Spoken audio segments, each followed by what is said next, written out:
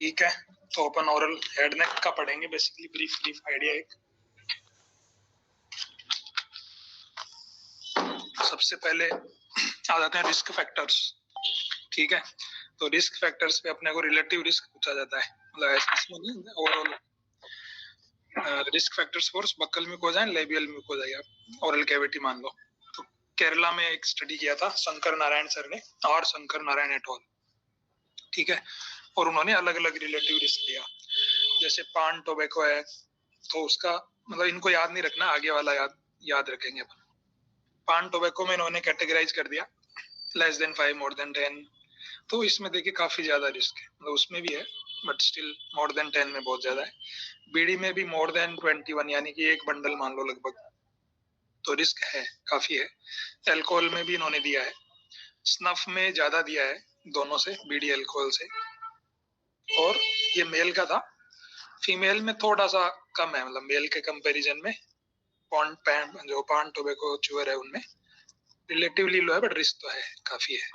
ठीक है, तो ये अपने को याद नहीं करना कुछ भी। ये फिर ईयर के बेस पे भी उन्होंने दिया है, तो ये जस्ट अभी इन्होंने ये भी बताया फिर कि निकोटीन जो होता है वो नाइट्रोसामिन बनाता है और पीएच बनाता है ना, हाइड्रोकार्बन्स।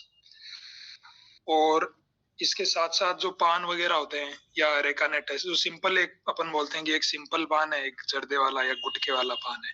सिंपल जो पान होता है उसमें भी लाइम होता है, तो ये लाइम भी लोकल इरिटेंट का काम करता है और एल्केनिटी कराता है। ठीक है, ऐसे ही अरेका नट में से भी स्पेसिफिक नाइट्रोसामिन्स बनते हैं। ठीक है, जैसे MNPN उन्होंने नाम दिया, इसका फुल फॉर्म मेरे को याद नहीं। ठीक है, तो ये अरेका नट से तो ये भी पूछा जाता है कि अरेका नट करता है क्या कार्सिनोमा, तो इट कैन। ठीक है, फिर high susceptibility to the carcinogenic effect before age of 21, अगर यंग एज से शुरू कर रहा है तो ज्यादा रिस्क है। Bidi versus unfiltered cigarette, filtered की बात नहीं करें, अनफिल्टर्ड, तो भी बीडी इज मोर डेंजरस। ठीक है, 1.5 टाइम्स ज्यादा रिस्क है। अब अपने को याद रखना है ये नोटानी, टाटा की एक स्टडी हुई थी नोटानी एट ऑल 1988 में। इन्होंने बोला कि मैं आपको देता हूं हर फैक्टर में क्या रिलेटिव रिस्क है। ठीक है, तो अल्कोहल अलोन, तो एक अल्कोहल अलोन का उन्होंने देखा कि ऐसा एज सच अपने आप में नहीं करवा, वो एक उसके साथ में कुछ चाहिए, है ना, अकेला नहीं करवा रहा, वो हल्का सा रिस्क बढ़ा रहा है अकेला तो। और वो भी हल्का रिस्क क्यों हो सकता है कि अल्कोहल ऐसा तो है नहीं कि 100% अल्कोहल है, उसके अंदर कुछ कुछ मिक्स भी होगा केमिकल, हो सकता है उस केमिकल की वजह से वो हो रहा है। तो alcohol alone as such can not produce, ऐसा उन्होंने बोला। और मोस्टली ये फॉलो भी होता है, मतलब अभी तक ऐसा कोई प्रूफ नहीं है कि alcohol alone can cause, it needs some some team members. ठीक है, तो स्मोक अपन ऐसा इंक्रीजिंग ऑर्डर में देखते हैं। च्यूइंग, सबसे पहले टोबैको च्यूइंग, तो 2.8 अराउंड 3 के अराउंड रिलेटिव रिस्क है। स्मोकिंग का अराउंड 5 है ना, स्मोकिंग का एस 5 का 5, सो स्मोकिंग इज अराउंड 5। फिर उसके बाद अगर अल्कोहल प्लस च्यूइंग है, तो अपने को पता है कि अल्कोहल अकेला कुछ नहीं कर रहा, बट च्यूइंग के साथ है तो वो बढ़ा देगा उसका रिस्क, बिकॉज ये परमेबिलिटी बढ़ा देता है, म्यूकोसल इरिटेशन करता है। और च्यूइंग वगैरह जो करते हैं उनका ओरल माइक्रोबायोम भी चेंज हो जाता है, उसकी वजह से एसिटाल्डिहाइड बनने लग जाता है मुंह में। जनरली ये बनता है लीवर में एसिटाल्डिहाइड, जो अल्कोहल से बनता है, but because of altered microbiomes it can be formed in mouth only, so it can also lead to carcinogenesis. Known है वो, ग्रुप 1 कार्सिनोजन है acetaldehyde. So alcohol is potentiating the effect of tobacco and other things. ठीक है, तो ये chewing के साथ अगर देखा तो जस्ट डबल है, 10 हो गया, स्मोकिंग से डबल। ठीक है, किसका, कि अगर गुटखा खा के दारू पीता है कोई, या दारू खा के दारू पी के गुटखा खाता है, तो उसका डबल हो जाएगा, डबल, स्मोकिंग से डबल। तो smoking we can remember 5, S for 5 double हो जाएगा 10। ठीक है, उसके बाद स्मोकिंग प्लस च्यूइंग, तो अभी अल्कोहल की जगह आ गया स्मोकिंग, तो डेफिनेटली बढ़ने वाला है क्योंकि स्मोकिंग का अपने आप में ही 5 है, तो इसका हो जाता है 13 के आसपास, 13, है ना। तो एक तो ये तो रखना ही याद, ये भी याद रखना है, इनमें से जितना याद रह जाए ठीक है। ठीक है, ये तो रह ही जाएगा। Alcohol plus chewing 10, smoking, smoking and chewing definitely more होगा, प्लस इन्होंने देखा कि alcohol with smoking is even more, like 18 के राउंड है, अल्कोहल विद स्मोकिंग इज 18। तो ये और भी ज्यादा बढ़ा रहा है, और सब कुछ साथ में है तो डेफिनेटली होने वाला है। तो ये याद रखना है अपने को। अगर अल्कोहल, स्मोकिंग, च्यूइंग सब है, it is around 50, very high risk. ठीक है, तो ब्रीफली अपने को ये याद रखना है, chewing around 3, smoking is 5, alcohol plus chewing 10, alcohol और सब टुगेदर 50, और वो बाद में बीच में एडजस्ट कर देना है ना, थोड़ा बहुत इधर उधर। इन्होंने बोला कि हम रेगुलर स्मोकर या च्यूअर किसको बोलेंगे, तो at least once a day habit रखता है, वंस ए डे। ठीक है, रेगुलर अल्कोहल ड्रिंकर किसको बोलेंगे, once a week, once a week वाले को रेगुलर बोलेंगे। इसके कम वाला का हो जाएगा ओकेजनल, और वो इस स्टडी में नहीं थे, तो ये सारे रेगुलर थे। ठीक है, जो भी इन्होंने रिलेटिव रिस्क निकाला रेगुलर पे निकाला। हैवी अल्कोहल ड्रिंकर किसको बोलेंगे, इक्वल टू और more than 81 grams per day, और हैवी स्मोकर किसको बोलेंगे, इक्वल टू और मोर देन 20 सिगरेट्स पर डे। ठीक है, ये अपना हो गया रिलेटिव रिस्क। उसके बाद आता है ग्रेड्स ऑफ ट्रिस्मस। ट्रिस्मस पूछा जाता है अपने को, थेराबाइट स्केल से जनरली अपन ओपीडीज में देखते हैं। मोस्ट मतलब इसमें वेरिएशन है, कहीं भी ऐसा स्टैंडर्ड कुछ नहीं है, बहुत सारी स्टडीज, बहुत सारे वेरिएशन। मोस्ट कॉमन जो कट ऑफ यूज करते हैं अपन, सो डेंचुलस पेशेंट जो होगा, डेंटुलस, उसमें 35 mm लेते हैं। 35 mm से अगर कम है तो ट्रिस्मस में आ जाएगा फिर। ठीक है, और इडेंटुलस में 40। ठीक है, 3.5 सेंटीमीटर और 4 सेंटीमीटर। ये अपना सारा जे वॉन्डर गिर कैटोल करके रेफरेंस है, पूछे तो। Otherwise it is most commonly used cut off. डेंचुलस है 35 यानी 3.5 सेंटीमीटर, इडेंचुलस है 4 सेंटीमीटर। क्लासिफिकेशन, अगेन क्लासिफिकेशन में भी दुनिया भर के वेरिएशन है, तो वो अपन मोस्टली इसमें बैठता मिलता जुलता जो पढ़ लेते हैं, है ना। सो इन्होंने बोला कि एक स्टडी हुआ है, स्कली सी एट ऑल, इनका बुक है, मतलब स्टडी नहीं है।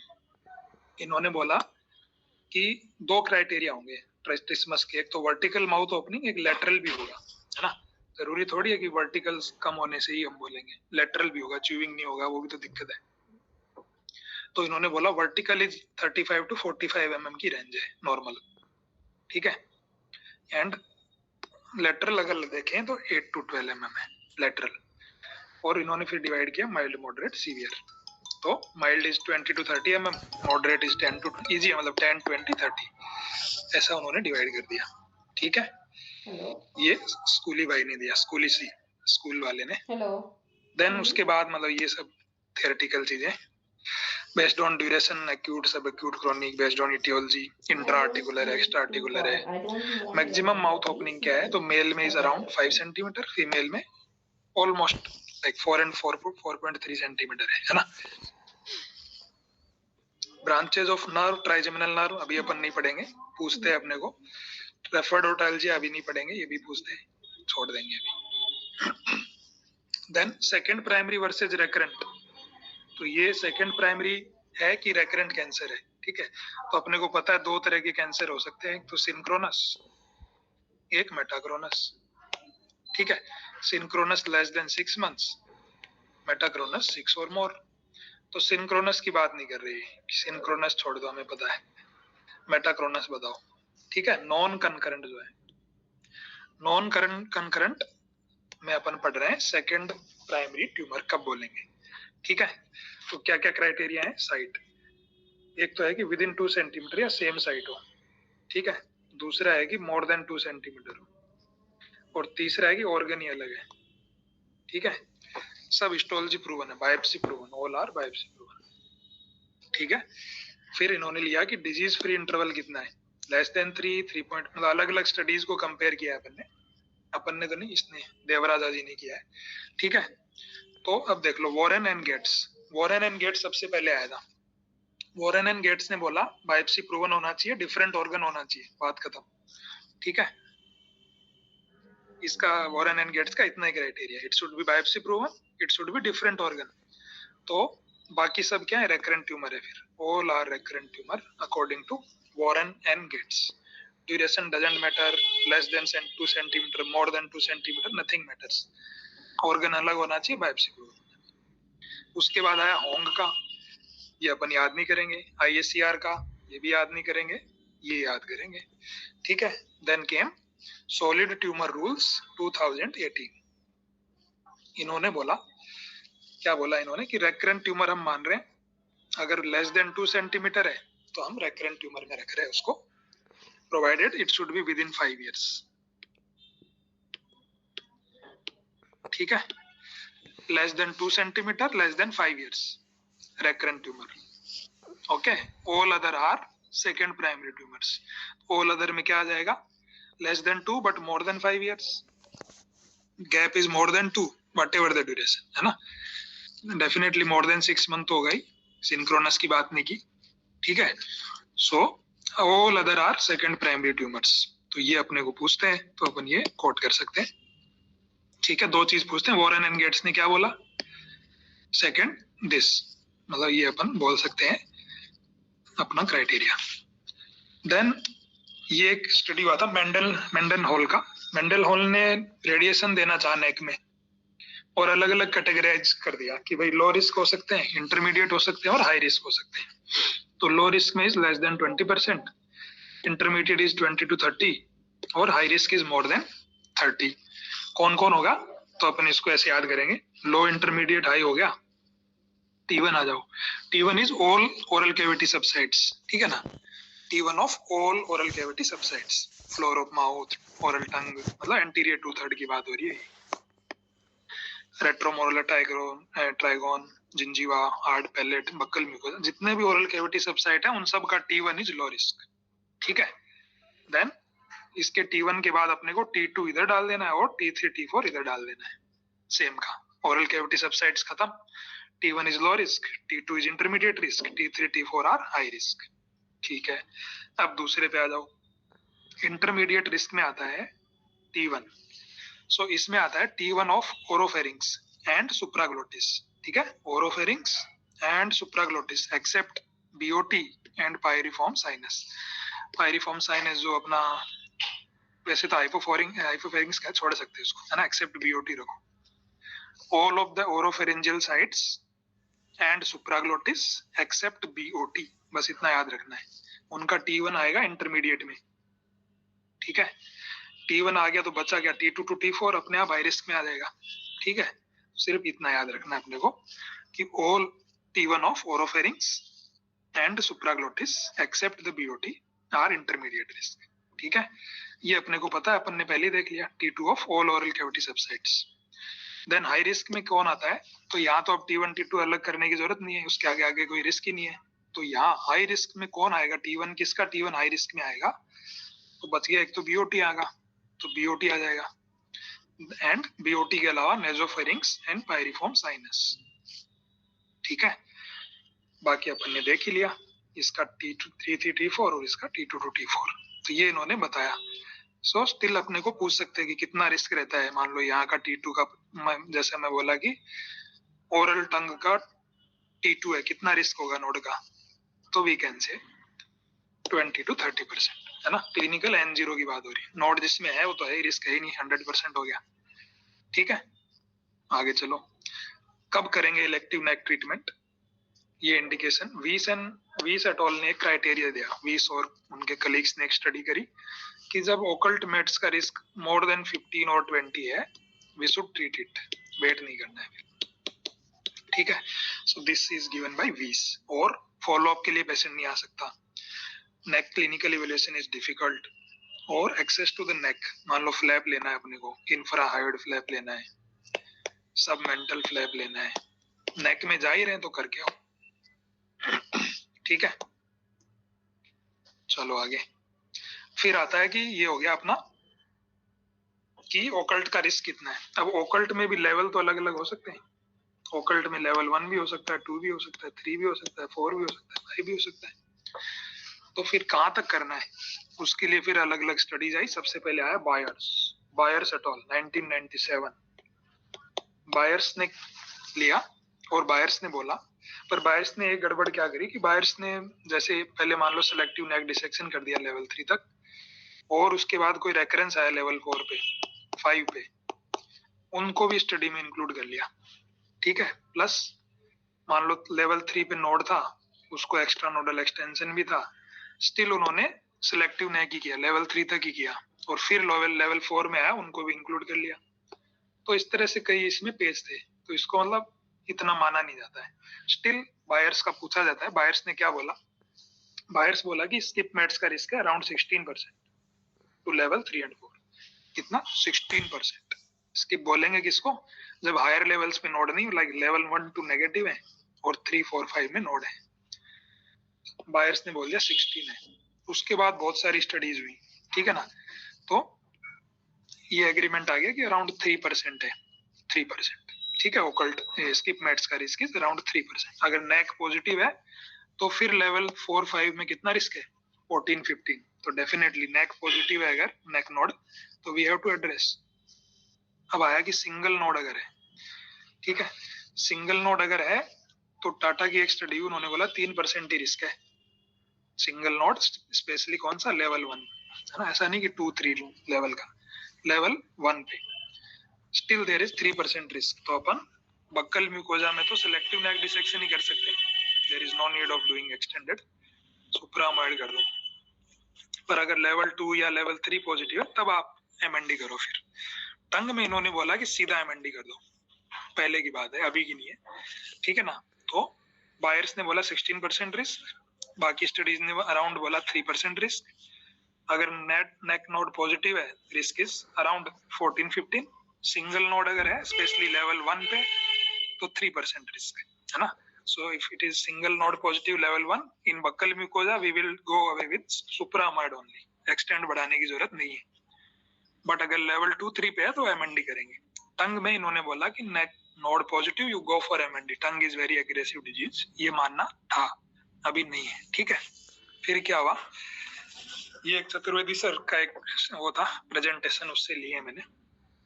सो इसके बाद जो बाद में स्टडीज हुई including this Gurmeet Singh at all, Tata का स्टडी है 2022 का, ठीक है। इन्होंने क्या किया, इन्होंने लिए around 761 patients T1 T2 oral cavity के, T1 T2 N0, और इन्होंने देखा कि कितने हैं स्किप मैट्स, ठीक है। मतलब जितना बायर्स ने बोला ये बाकी लोग बोल रहे हैं ऐसा कुछ है कि ये मिथ ही है।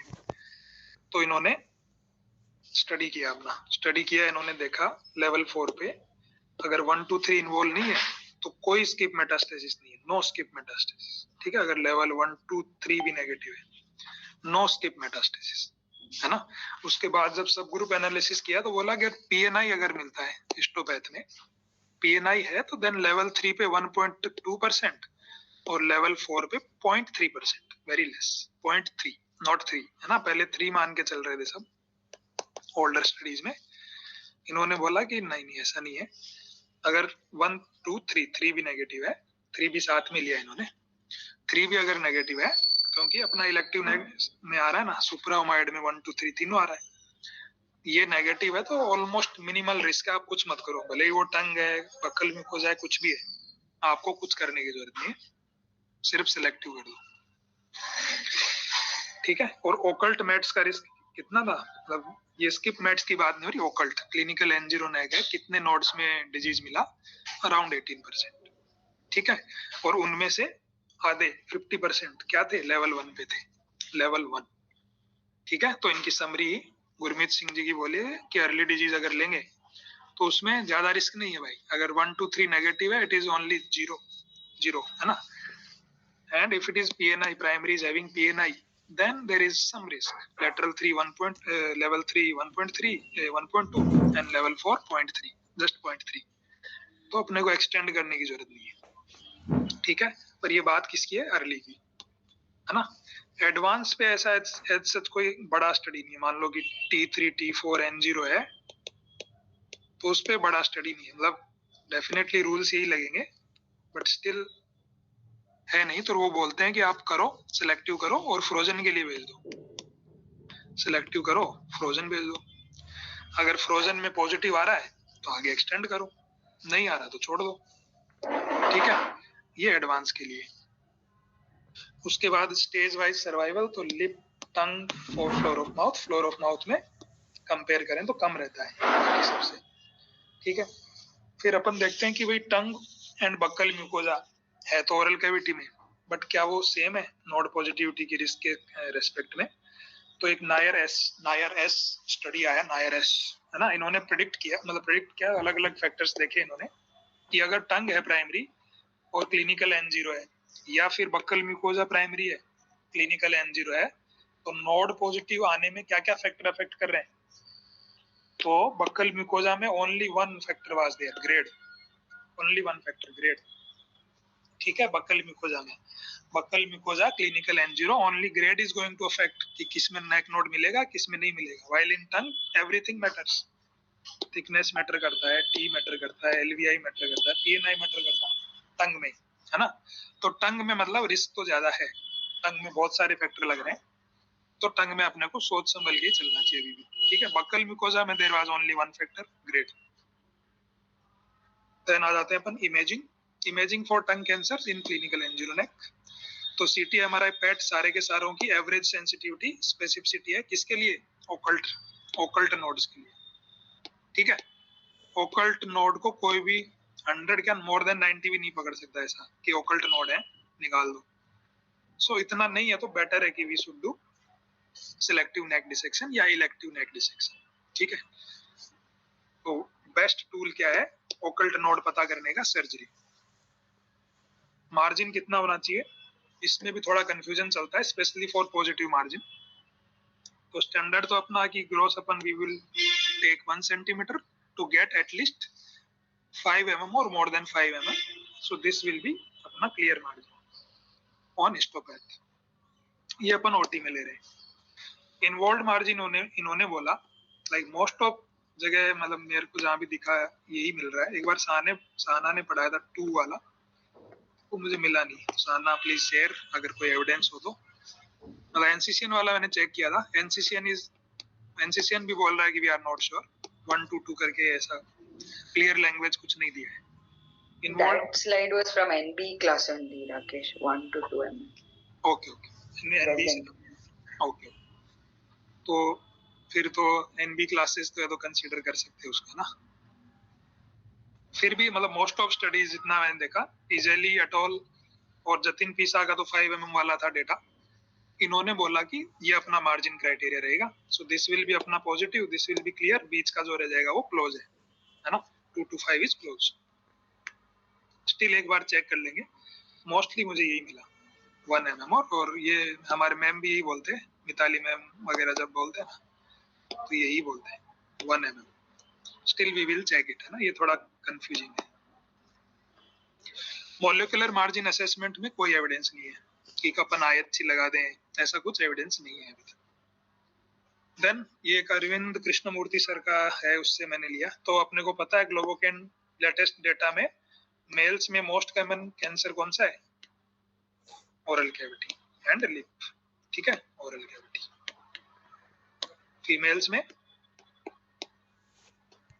Breast, overall breast. ठीक है, इंडियन डेटा ग्लोबोकेन 2020। ठीक है, फिर ये सब अपने को पता है, स्मोकिंग, स्प्रिट्स, पिल्स, स्पाइसेज। OPMD में भी कुछ ज्यादा नहीं, अरेकानेट सब म्यूकस फाइब्रोसिस करा देता है, इसलिए दिक्कत देगा वो।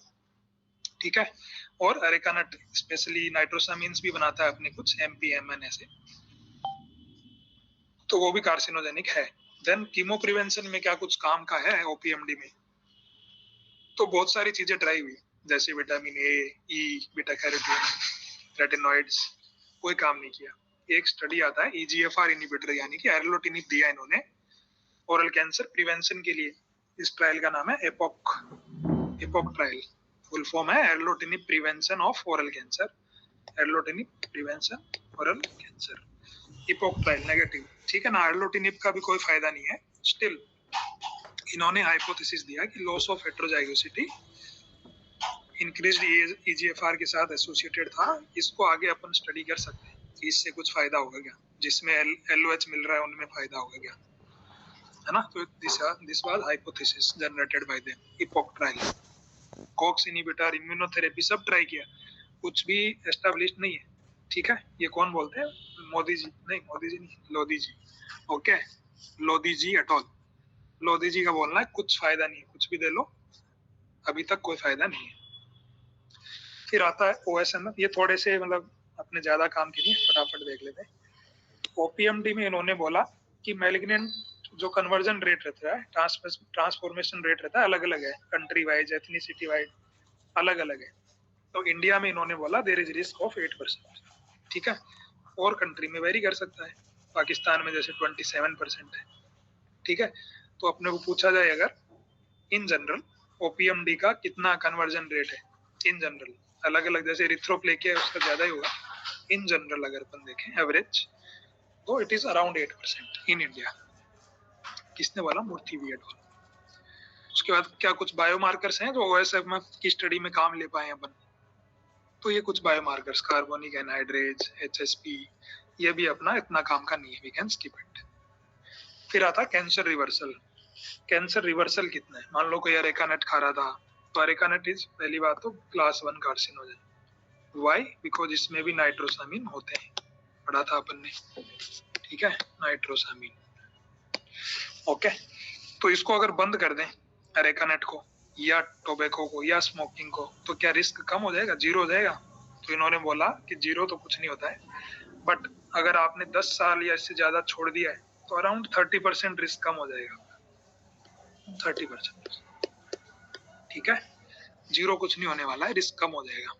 किसने बोला? गुप्ता आर फॉर रिवर्सल, ठीक है ना। गुप्ता नाम से काफी स्टडीज आएंगी, सो गुप्ता आर फॉर रिवर्सल, ठीक है। तो इन्होंने बोला 30% रिस्क रिवर्सल हो सकता है।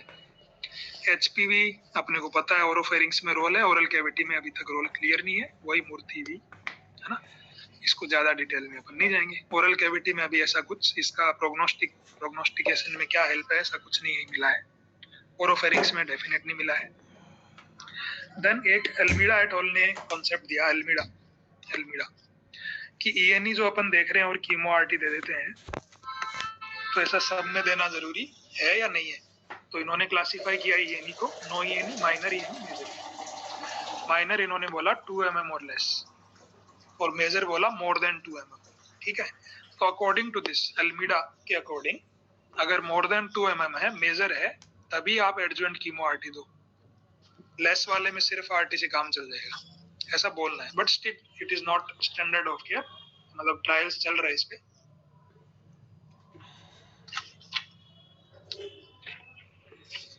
स्टैंडर्ड ऑफ केयर नहीं है अभी ईएनई, है ना। ईएनई के टाइप्स अपने को पूछ सकते हैं। देन अगर सिर्फ आरटी दें अपन एडवांस केस में भी, अर्ली छोड़ो, कि एडवांस में सिर्फ आरटी देंगे तो क्या रिजल्ट रहे?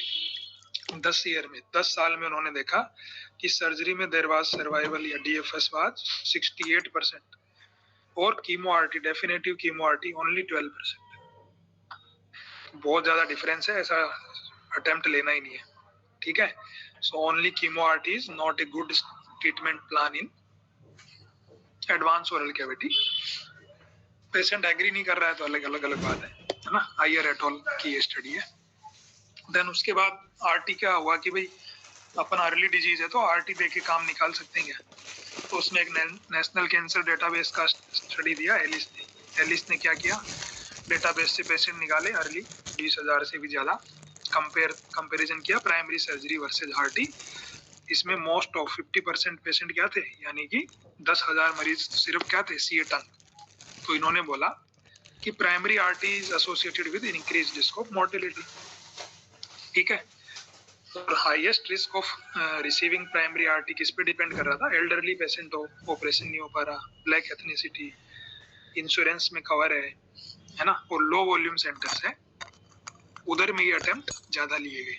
स्टिल इनका कहना था कि ओवरऑल अर्ली कैंसर में भी RT is not that much like not equivalent overall, but इसके अपने फैलेसीज थे, जैसे डेटाबेस है तो सर रैंडमाइजेशन नहीं था, हो सकता है, और सर्जरी के डेफिनेटली आरटी के पेशेंट ही बहुत कम थे इसमें, प्राइमरी आरटी के। स्टिल ये एक अपन कोट करने के लिए बोल सकते हैं Ellis et al, because we are surgeons, है ना, तो अपने फेवर में तो ये एलिस। उसके बाद काफी स्टडीज भी हुए एंड मेटा एनालिसिस भी हुए। तो ये एक आया सिस्टमेटिक रिव्यू, इन्होंने बोला कि अपन ब्रेकी देंगे alternative to surgery in early stage. और अर्ली स्टेज में भी कौन? T1N0, space less than 5 mm DOI होना चाहिए, ठीक है। लेस देन 4 या लेस देन 3 होगा तो और भी बढ़िया है।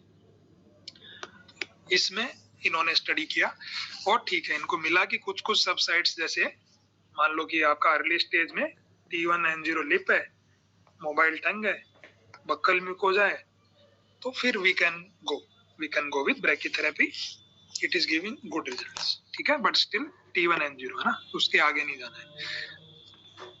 Then based on dose rate types हो सकते हैं अलग अलग।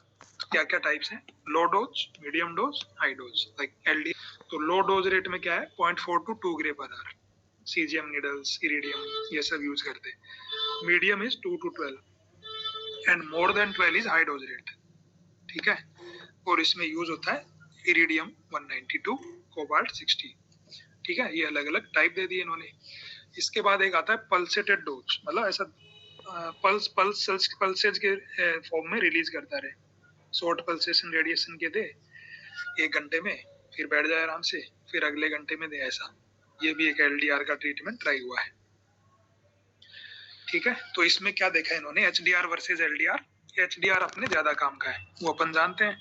टेम्परेरी या मतलब वन शॉट ट्रीटमेंट देना है ब्रेक की, तो HDR इज डेफिनेटली बेटर। तो यही इन्होंने बोला, ठीक है ना। लियू ने एक स्टडी किया, लियू का मेटा एनालिसिस। उन्होंने बोला HDR, जो अपन ने बात की ऊपर कि mobile anterior two third tongue है, बक्कल म्यूकोजा है, लिप है, T1N0, we can get away with brachytherapy only. पर इन्होंने आगे किया कि ब्रैकी तो बहुत टाइप का होता है, तो इन्होंने बोला क्लोरोफमाउथ भी आता है क्या? क्या क्लोरोफमाउथ भी इंक्लूडेड है क्या इसमें? फ्लोरोमाउथ का मतलब ऐसा इसमें तो नहीं था, इस स्टडी में। ओके, ठीक है। तो लियू बोला कि HDR इज बेटर, डेफिनेटली अपने को पता है HDR बेटर आना ही है, ठीक है। तो जब भी देना है, अगर सिंगल मॉडलिटी RT देना है, ब्रेक की देना है, HDR we are going to prefer, but for early stage, ठीक है। अर्ली स्टेज में भी T1N0, वो जो उस स्टडी से अपन ने लिया है, तो T1N0। इंडिकेशंस इंटरस्टिशियल किस में यूज करते हैं अपन? ओरल कैविटी में, ठीक है ना। Oral cavity, lip, buccal mucosa, oral tongue, या floor of mouth selected cases में कर सकते हैं, बट ऐसा कुछ स्टडी, बड़ा स्टडी या डेटा मुझे मिला नहीं, मे भी हो सकता है कहीं, ठीक है ना। ओरोफेरिंग्स, क्योंकि इसमें फंक्शनल आउटकम का लफड़ा ज्यादा रहता है ना, फ्लोर ऑफ माउथ निकाला तो रिकंस्ट्रक्शन बड़ा लगेगा, स्टिल बड़ी बड़ी स्टडीज में तो नहीं मिला। ओरोफेरिंग्स में BOT, soft palate, tonsil, epiglottis, ये सब में इंटरस्टिशियल कर सकते हैं। इंट्राल्यूमिनल कब करेंगे? नेजोफेरिंग्स में या एक्सटर्नल ऑडिटरी कैनाल में। सरफेस मोल्ड कहाँ लगाएंगे? External ear, nasal vestibule, hard palate, ठीक है ना। हार्ड पैलेट पे अगर आपको करना है, बेसिकली सबके लिए रूल वही रहेगा, अर्ली होने चाहिए, लेस देन 5 mm। उसमें भी 3 पे उन्होंने बोला कि 3 पे वी नो कि इट कैन बी यूज्ड, है ना, ये तीनों। उसके अलावा वी कैन यूज, मतलब एब्सोल्यूट कॉन्ट्राइंडिकेशन कुछ नहीं है, but it should be less than 5 mm, ठीक है। तो हार्ड पैलेट, ये सब में यूज कर सकते हैं। देन सरफेस मोल्ड और interstitial, hard palate, soft palate, वो डिपेंडिंग अपॉन द सिचुएशन। ये किसने बोला? इंडियन ब्रैकीथेरेपी सोसाइटी ने, ठीक है। फिर आता है कि pre op versus post op RT, किसी ने कंपेयर किया गया। तो आर्ट स्कैन 2 एक स्टडी हुई थी, इन्होंने कंपेयर किया, इन्होंने देखा रिजल्ट सेम है, पर टॉक्सिसिटी ज्यादा है, प्री ऑप की टॉक्सिसिटी ज्यादा है और प्री ऑप एसिलेटेड ज्यादा है, ठीक है। तो आर्ट स्कैन 2 में just we have to remember, resectable squamous cell carcinoma oral cavity में उन्होंने प्री ऑप दिया, पोस्ट ऑप दिया, कंपेयर किया। Pre op was having more toxicity, results equal थे। देन अपना आता है लोकली एडवांस्ड ओरल कैंसर या बॉर्डरलाइन रिसेक्टेबल, या टेक्निकली, कुछ लोग इसको टेक्निकली अनरिसेक्टेबल भी बोलते हैं, अलग अलग टर्म्स से बोलते हैं सब, है ना। लोकली एडवांस और बॉर्डरलाइन रिसेक्टेबल और टेक्निकली अनरिसेक्टेबल। तो इसमें अपने को बहुत सारी स्टडीज हुई जिन्होंने कंपेयर किया NACT वर्सेज कंकरेंट कीमोआरटी। सो NACT इन बॉर्डरलाइन और टेक्निकली अनरिसेक्टेबल, सबसे पहले पाटिल सर का आया था, विजय पाटिल सर। उन्होंने क्या क्या इंडिकेशन दिया कि हम किस किस को बोलेंगे, उससे पहले कुछ ऐसा स्पेसिफिक क्राइटेरिया नहीं था, सब्जेक्टिव वेरिएशन ज्यादा थे, कोई किसी को ले रहा था, कोई किसी को। तो फिर उन्होंने बोला कि वी हैव सम क्राइटेरिया, उसके अकॉर्डिंग हम लेंगे। तो क्या क्राइटेरिया इन्होंने बोले, इन्होंने बोला कि बक्कल म्यूकोजा है with peritumoral oedema going up to zygoma, या tongue extending up to hyoid, tongue extending up to vallecula, high ITF specially medial, है ना, मीडियल आईटीएफ में अपना फिशर होता है ना, टेरिगोमैक्सिलरी, उधर नर्व वगैरह स्कल बेस सब आ जाएगा। So high ITF specially medial, extensive skin infiltration, ये किसने बोले, पाटिल सर ने, कि these all are borderline dissectable according to us, according to Tata study. तो इसमें इन्होंने एनएसीटी देखा, तो उन्होंने देखा कि अराउंड 40% पेशेंट्स में रेस्पॉन्स आ रहा था, मतलब वो रिसेक्टेबल हो गए। So survival advantage in patients undergoing surgery was there, इसलिए इसको स्टैंडर्ड ऑफ केयर मान लिया गया। बॉर्डरलाइन रिसेक्टेबल में एनएसीटी अपने को देना चाहिए, because there was 30 different studies में 30, इवन हाई कुछ स्टडीज में 60% तक भी बोला है उन्होंने, रेस्पॉन्स इज देयर। ठीक है, फिर आया कि 2 ड्रग वर्सेस 3 ड्रग्स, 2 ड्रग देंगे 3 ड्रग दें, उस पे काफी स्टडीज हुए, क्या हुए अपन नाम पढ़ेंगे नीचे। फिर एक पाटिल सर का ही है, ओएमसीटी भी उन्होंने ट्राई किया है, मतलब स्टिल ऑनगोइंग, पैक्लिकार्बो विद ओएमसीटी। ठीक है, तो कौन कौन से स्टडीज हुए, पाटिल एटॉल, पाटिल सर के 2 हैं, देन जोशी एटॉल, मतलब जो नॉर्मल अपन नाम सुनते हैं, Patil, Joshi, Kashyap et al, then these are important, Noronha V, इन्होंने मैम ने किए हैं। पहले इन्होंने कोहॉर्ट स्टडी किया, फिर उन्होंने आरसीटी किया। तो ये आरसीटी क्या बोलता है, ये अपन देखते हैं। वनिता नोरोना मैम ने किया, किसमें किया, लोकली एडवांस और बॉर्डरलाइन रिसेक्टेबल में। क्या कंपेयर किया, फेज 3 आरसीटी था, सुपीरियोरिटी स्टडी था, कौन सुपीरियर।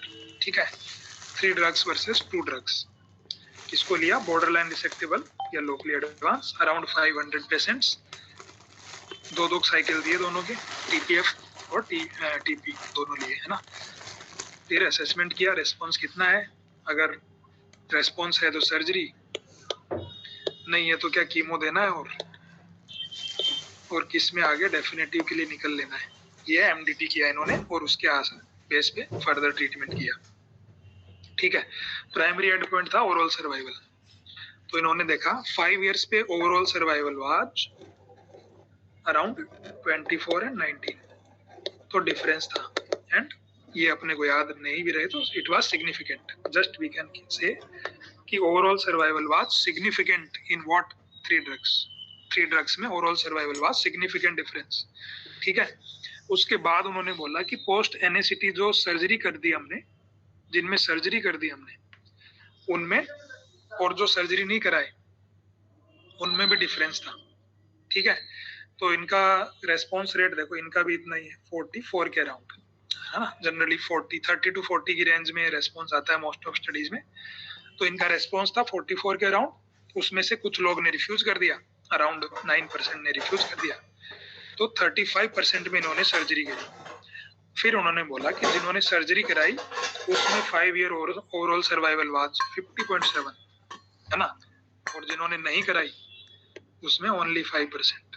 तो इसमें सारे आगे, वो भी आगे जिनको कीमोआरटी पड़ा, पैलिएटिव जो सब भी, उसमें 5% ही है, बट अगर सर्जरी करवा ली तो 50%, काफी अच्छा रिजल्ट है। We should give 3 drugs. ठीक है ना, 2 ग्रेड 3 एडवर्स इवेंट ज्यादा थे पर मैनेजेबल थे, ऐसा कुछ नहीं था कि ग्रेड 5 थे, ग्रेड 3 तक ही थे, मैनेजेबल थे, है ना। तो अपने को क्या याद रखना है क्रक्स में, नोरोना मैम ने आरसीटी किया, 3 ड्रग वर्सेस 2 ड्रग, 3 ड्रग क्या थी, टीपीएफ। ठीक है, इन्होंने देखा कि 40% रेस्पॉन्स रेट है, अराउंड 44, और 5 year overall survival is better with 3 drugs. ठीक है, 2 टॉक्सिसिटी है बट मैनेजेबल है। ठीक है, तो इन्होंने क्या क्या क्राइटेरिया दिया बॉर्डर लाइन रिसेप्टेबल का, इन्होंने वही, बाकी तो वही थे, buccal primary, diffuse margins, peritumoral soft oedema, zygoma तक जा रहे हैं। ठीक है, second is tongue primary extending up to hyoid, है ना। तो इसमें ये इसलिए लिया इन्होंने, requirement of total glossectomy is there and functionally devastating surgery will be there. ठीक है, तो ये मेरे को अभी डाउट आता है कई बार जब बोलते हैं कि अपन पोस्ट एनएसीटी वही मार्जिन लेंगे जो प्री एनएसीटी था। तो ये फंक्शनल जो इंडिकेशन थे इनमें तो कोई मतलब नहीं रहा फिर देने का, है ना। इवन टाटा का भी जो भी ये नोराना मैम का स्टडी है, इन्होंने भी पोस्ट एनएसीटी लिया है मार्जिन, पोस्ट एनएसीटी वॉल्यूम पे, ठीक है। तो ये भी एक कंफ्यूजन वाला ही एरिया है कि प्री एनएसीटी मार्जिन लेना है कि पोस्ट एनएसीटी लेना है। अगर वैसे देखें तो मतलब टंग में तो कोई मतलब नहीं निकलता, क्योंकि टंग में most of time we are giving for functional indications, है ना। रिसेक्शन का इश्यू नहीं है, फंक्शनल लॉस ज्यादा हो रहा है। तो अगर उतना ही निकालेंगे तो कोई फायदा नहीं है। नहीं, इसमें ना ये जो हुआ था ना, मिड कौन हुआ था ना आईएसओ का, हाँ उसमें ये थे बैंगलोर के कौन से सर थे, विजय पाटिल सर, हाँ उन्होंने लेक्चर लिया था इस पे। तो मैंने आधा अटेंड किया था, फिर जाके उनको पूछा था कि सर पोस्ट एनएसीटी आप फ्रोजन कराते हैं क्या, बिकॉज पोस्ट एनएसीटी फाइब्रोसिस है, 2/3 टंग था उसके बदले 1/3 हो गया समझो, तो आपने एक्सीजन कितना करना है और एक्सीजन करने के बाद फ्रोजन लेना है कि नहीं। If you are doing it pre chemotherapy then there is no need of taking frozen technically, क्योंकि रिड्यूस हो गया फिर भी आप ज्यादा वाइड जा रहे हो। हाँ और अगर आप नहीं कर रहे तो क्या करना है। तो he said post NACT there is no role of frozen, it is all based on palpation. तो मतलब what he was trying to tell me I think was कि पोस्ट एनएसीटी आप रिसेक्शन कम, क्योंकि मेरे को भी सेम सवाल था टंग का ही, मैंने टंग का ही पूछा उनको कि सर अच्छा खासा सब टोटल लग रहा था उसको, अपन ने ये दे दिया, अभी उसको रिड्यूस हो गया, तो अब मैं सर्जरी कितना करूंगा। तो he said this only, palpation से जाना है, फ्रोजन का रोल पोस्ट एनएससीटी नहीं है for margins, it is all by palpation and experience. So you do limited surgery post NSCT if there is response, but there is no role of frozen in that. So we are not taking pre NACT, मतलब definite वही वो बोल रहे हैं कि post NACT we will consider, है ना। Post NACT tumour कम हो गया, we will palpate and take the margin. हाँ हाँ, पोस्ट एनएससीटी फ्रोजन का रोल नहीं है, we palpate and do lesser surgery. Okay. So the margins changes now, right? Margins change. Yeah. So but then the whole concept of NICT, what they say is the margin should be pre-chemo. Like it is the confusion ना, most like half of them say कि pre chemo, half of them say post. मैंने एक बार अक्षत sir से पूछा था, तो उन्होंने बोला था कि you have to say कि सर हमें अपना intent define करना है।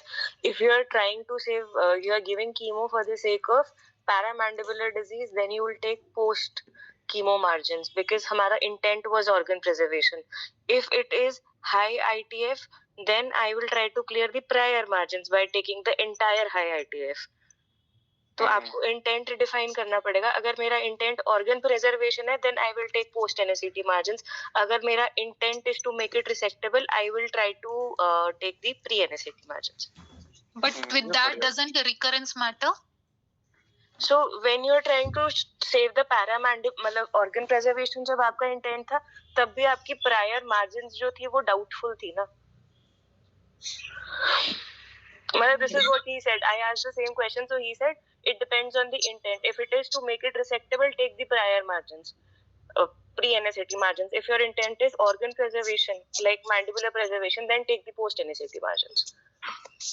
Okay, so मतलब ऐसा कुछ ब्रीफ अभी RCT जैसा कुछ ट्रायल वगैरह हुआ नहीं है, अलग अलग कॉन्सेप्ट है सबके, अलग अलग इंस्टीट्यूट के। स्टिल जो मैं एक कोट कर रहा हूँ विनीता नोराना मैम का, इन्होंने पोस्ट एनएसीटी मार्जिन ही लिया है ना।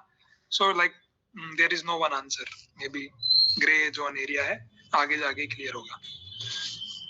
स्टिल जो अवनीत ने बोला, this sounds much better to answer कि इंटेंट के बेस पे कर देंगे।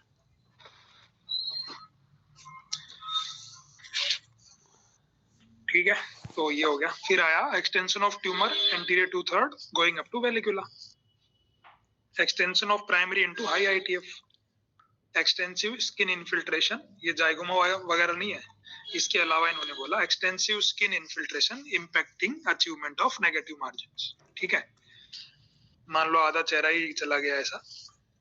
डिजीज एनकेसिंग, ये अलग, ये डिजीज एनकेसिंग कैरोटिड 180 to 270 डिग्री, जैसा पेंक्रियाज में ले रहे थे ना लोकली एडवांस वाले में, लोकली एडवांस टाइप ए, वैसा भी कुछ कॉन्सेप्ट ये भी लिया है इधर, है ना, कि 180 से 270 डिग्री तक we can take borderline resectable. तो ये सब बॉर्डरलाइन रिसेक्टेबल के इनके इंडिकेशन थे। ये tongue going up to higher unresectable बोला है, बॉर्डरलाइन बोला है? Borderline, borderline. वेलिकुला हायोइड सब बॉर्डरलाइन लेंगे। Up to hyoid is unresectable, but if it infiltrates hyoid, then it's become unresectable. हाँ इन्फिल्ट्रेट किया तो बोन है, निकालना ही पड़ेगा, उसमें तो श्रिंक होना नहीं कुछ, तो निकाल नहीं सकते, लेरिंग्स आ जाएगा। That is the thing. तो ये सब में बेसिकली NACT का रोल है, ये बॉर्डर लाइन का Yeah. सब इसने हाँ। डेफिनेशन दिया है बॉर्डर लाइन। हाँ ठीक है।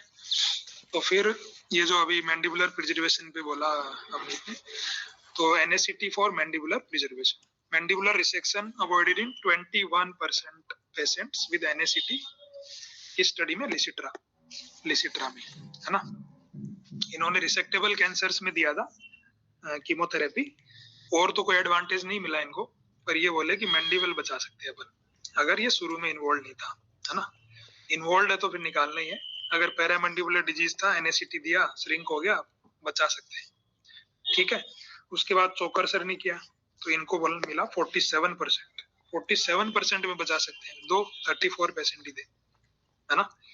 फिर भी उन्होंने बोला कि 16 में हमने बचाया मैंडिबल को, और एक्सेप्टेबल टॉक्सिटी है।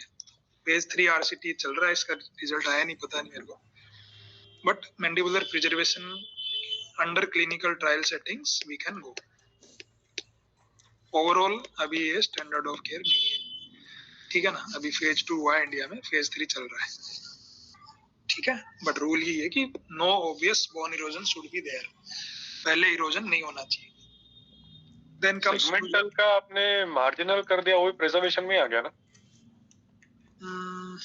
मतलब पैरामेंडिबुलर में आप वैसे सेगमेंटल करते थे ना, अभी आपको समझो सिर्फ मार्जिन के लिए पेरियोस्टियल मार्जिन लेना है, तो आपने मार्जिनल मैंडिबुलर कर दिया, that is also technically preservation only ना। Yeah. हाँ that is technically it observation. Sounds, हाँ प्रिजर्वेशन, बट ऐसा स्टडी में है कि नहीं मेरे को पता नहीं, बट इट साउंड्स हाँ प्रिजर्वेशन। हाँ ठीक। If they ask mandibular preservation, we have to write marginal mandibulectomy as well as these two trials. okay okay so then comes frozen section. तो frozen section में समरी यही है कि once like first go में R0 is better, always better, है ना। first go में if it is R1 we are revising to R0, local recurrence is going to be higher than this, ठीक है। first go R0 is always better, सब studies ने यही बोला, ठीक है। तो किसने बोला वो देख लेंगे अपन, ये अपने को याद रखना। बुलबुल, मुस्तफा बुलबुल ने किया था, बुलबुल that bird, Bulbul we know, है ना। मुस्तफा बुलबुल ने मेटा एनालिसिस किया और बोला, क्या बोला, वही बोला जो अपन डिस्कस कर रहे थे, कि revision of margin based on frozen section has no improvement in rate of local recurrence control, no improvement. अगर एक बार पॉजिटिव आ गया then it is all like it is better to, एक बार पॉजिटिव आ गया तो ऐसा नहीं छोड़ देंगे, it is better to do it, revise it, get R0। But one go में, फर्स्ट गो में जो R0 था उससे रिजल्ट इसके कमी आने, है ना। बट जो पॉजिटिव मार्जिन अपन छोड़ देंगे R1 R2, उससे बेटर आने, तो रिवाइज तो करना है बट रिजल्ट्स इक्वल नहीं रहने, ठीक है ना। ये इन्होंने बोला, ओके। और जो फ्रोजन सेक्शन कर रहे हैं वो कैसा होना चाहिए, ट्यूमर बेस्ड स्पेसिमेन ओरिएंटेड होना चाहिए कि ट्यूमर और बेड बेस्ड होना चाहिए, है ना। दो तरह से भेज सकते हैं फ्रोजन सेक्शन अपन, स्पेसिमेन से और ट्यूमर बेड से, ठीक है। ट्यूमर बेड से नहीं होना चाहिए, उससे होना चाहिए, स्पेसिमेन से। हाँ, सो स्पेसिमेन इज ऑलवेज बेटर, ठीक है। स्पेसिमेन से बेटर है। ट्यूमर बेड में तो कहीं से भी अपन इतना सा निकाल के भेज देंगे, नेगेटिव आ जाएगा, और कहाँ से निकाला वो आइडिया भी नहीं रहेगा अपने को कि कहाँ से निकाल के, मान लो निकाल के भेज दिया पॉजिटिव आ गया, यार यार कहाँ से निकाला था, कंफ्यूजन रहेगा, है ना। स्पेसिमेन में तो मार्किंग, कलर कोडिंग ये सब करके अपन एक मोटा मोटा आइडिया लगा सकते हैं। उसके बाद फ्रोजन सेक्शन कॉस्ट एनालिसिस करने के लिए कि जब फायदा नहीं हो रहा है तो अपन R0 अटेम्प्ट करेंगे और मार्जिन 1 सेंटीमीटर लेके चलेंगे पहले, वही बढ़िया ना। तो कॉस्ट एनालिसिस हुआ TMH में अराउंड 1000+ पेशेंट्स का। कॉस्ट एनालिसिस में इन्होंने देखा कि cost benefit ratio frozen section for assessment of margin is 12:1, मतलब 12 टाइम्स तो लॉस ही हो रहा है पेशेंट को, एक पेशेंट 13 में से एक मरीज को फायदा हो रहा है ना। तो बेनिफिट बहुत कम है, कॉस्ट ज्यादा लग रही है। किसने बोला, दत्त एट ऑल, ठीक है। दत्त एट ऑल ने बोला कि कॉस्ट बेनिफिट एनालिसिस में फ्रोजन सेक्शन तो फेल हो गया। देन अचीवमेंट ऑफ ये बोला अपने चतुर्वेदी सर ने कि achievement of gross 7 mm margin all around. आप ओटी करो, आराम से देखो, अगर आपको लग रहा है स्पेसिमेन निकलने के बाद कि I have taken gross 7 mm margin all around, तो छोड़ो फ्रोजन, कोई फायदा नहीं है, ठीक है। उसके बाद उनका ये एक स्टडी चल रहा है अभी, gross examination versus frozen section का, उसका रिजल्ट पता नहीं मेरे को। तो फ्रोजन सेक्शन में जस्ट इतना याद रखना है, first go R0 is always better, still if it is R1 we should revise it to R0, ठीक है, but it will be having more local recurrence rate than the first go R0। Then margin को अपने को revise करने के लिए अगर tools use करें तो कुछ हेल्प मिलेगा, जैसे फ्लोरोसेंस विजुअलाइज गाइडेड सर्जरीज, तो इनसे कोई फायदा नहीं है, no, as for now no, कोई फायदा नहीं है, ठीक है, इसको याद रखने की ज्यादा जरूरत नहीं है। देन नेक मैनेजमेंट, यस, क्लिनिकल N0 है तो क्या करना है, ऑब्जर्वेशन की नेक डिसेक्शन, सबको पता है अपने को, अनिल डिक्रूज सर का लैंडमार्क नेक नोड का या नेक जीरो या जीरो नेक जो भी बोलो, आर्टिकल आया था, node negative oral cancers early phase 3 study, elective versus therapeutic node dissection, और इसमें को ऑथर थे हमारे मैम भी थे, मिताली मैम, है ना, तो डॉक्टर मिताली मैम, है ना, तो हमें थोड़ा सौभाग्य मिला कि इनके साथ काम करें हम, मिताली मैम के साथ, मैम ने ज्यादा किया तो still she is a good teacher. Anil D'Cruz sir ने ये स्टडी किया, इन्होंने क्या किया, 500 पेशेंट्स लिए और कंपेयर किया upfront END versus therapeutic node dissection after nodal relapse, है ना, दो हम लेके चले। कौन से पेशेंट लिए, अर्ली स्टेज ओरल कैंसर, कौन early stage, T1 T2 N0, majority कौन थे, टंग थे इधर भी। प्राइमरी एंड पॉइंट रखा OS, सेकेंडरी रखा DFS, ठीक है, फॉलो अप किया अराउंड 39 मंथ्स, 3 इयर्स मान लो, 3 इयर्स। तो 3 इयर्स पे क्या देखा इन्होंने कि इलेक्टिव वर्सेस थेरापेटिक में overall survival difference was there, कितना डिफरेंस था, 12% का, अराउंड 12%। DFS में भी डिफरेंस वाज देयर, कितना, जस्ट डबल, 24, ठीक है। तो उन्होंने क्या बोला कि अगर 12% है तो हम मान लो कि हर 8 में से एक मरीज को ओवरऑल सर्वाइवल बेनिफिट हो रहा है और हर 4 में से एक पेशेंट को DFS बेनिफिट हो रहा है इलेक्टिव नोड डिसेक्शन करने से। सो इलेक्टिव नोड डिसेक्शन करना ही करना है, इट इज द स्टैंडर्ड, करना है आपको, ठीक है। Rate of adverse events definitely थोड़ा ज्यादा मिलेंगे, वर मोर, बट ऐसा कुछ जमीन आसमान का अंतर नहीं था, ठीक है। देन ऐसी study I Hutchinson at all, sand है ना, एक सेंट है, सैंड, एक है sand, D for dissection and T for sentinel lymph node, D for dissection अपना काम हो जाएगा, ठीक है, D for dissection, so it is SAND study for selective node dissection, okay।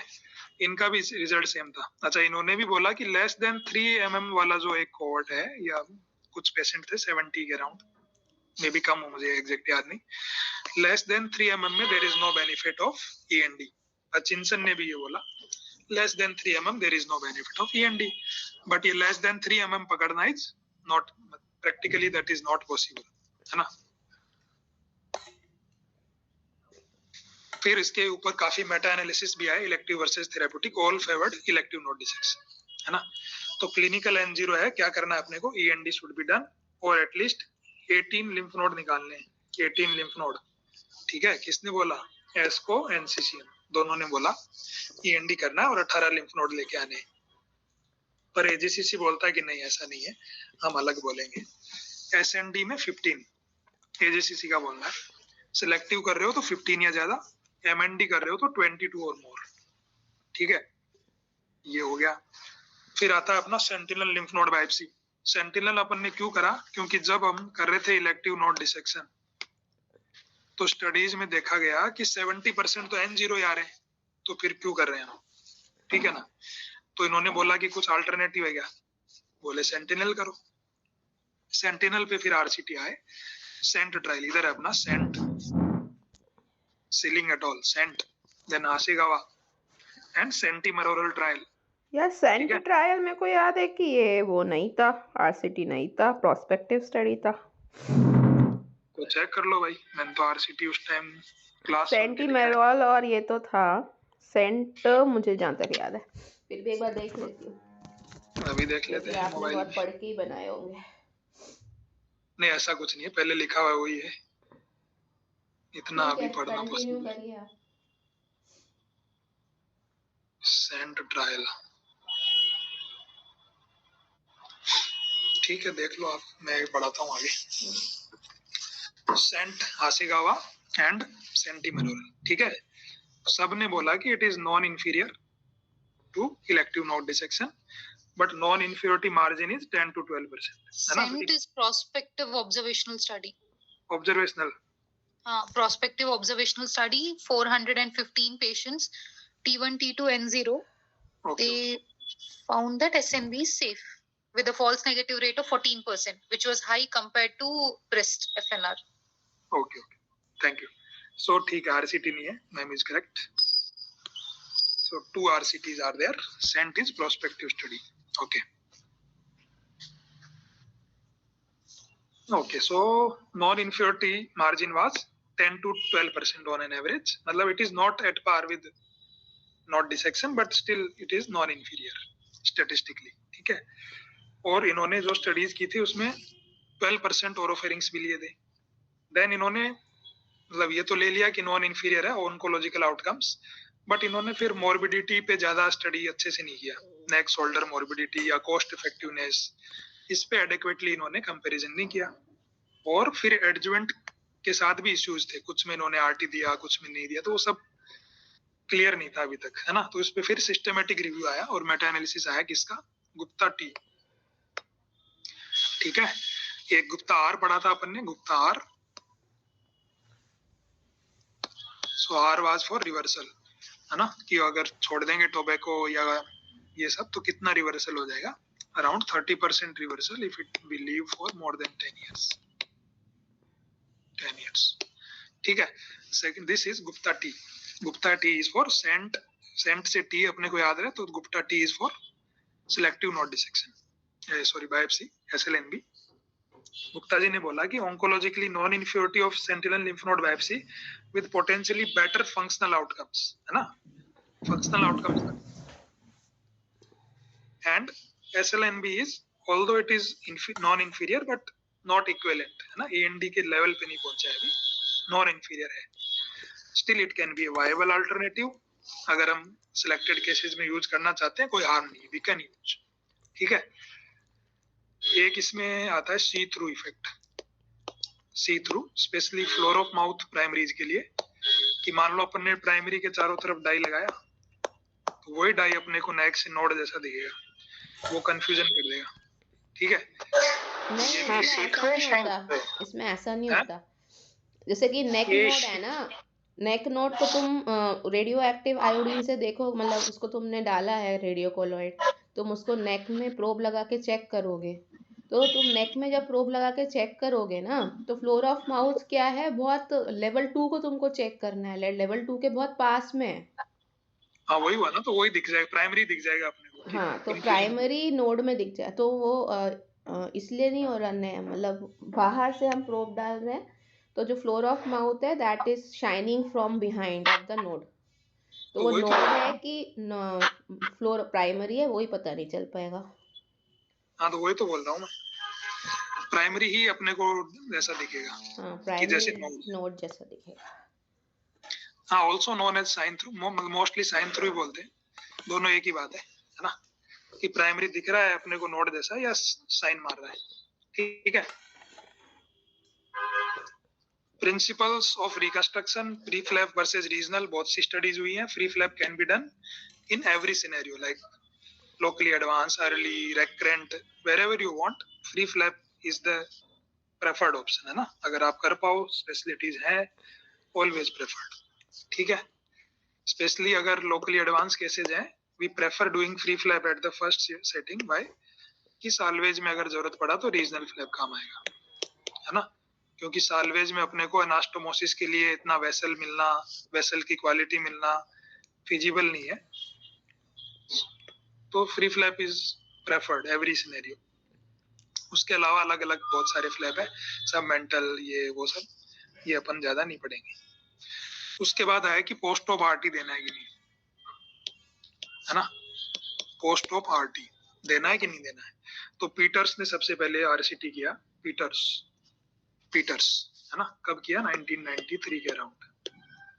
और पीटर्स ने बोला कि yes, in oral cavity patients or head neck patients after surgery, especially in high risk patients, if we give RT it is giving advantage।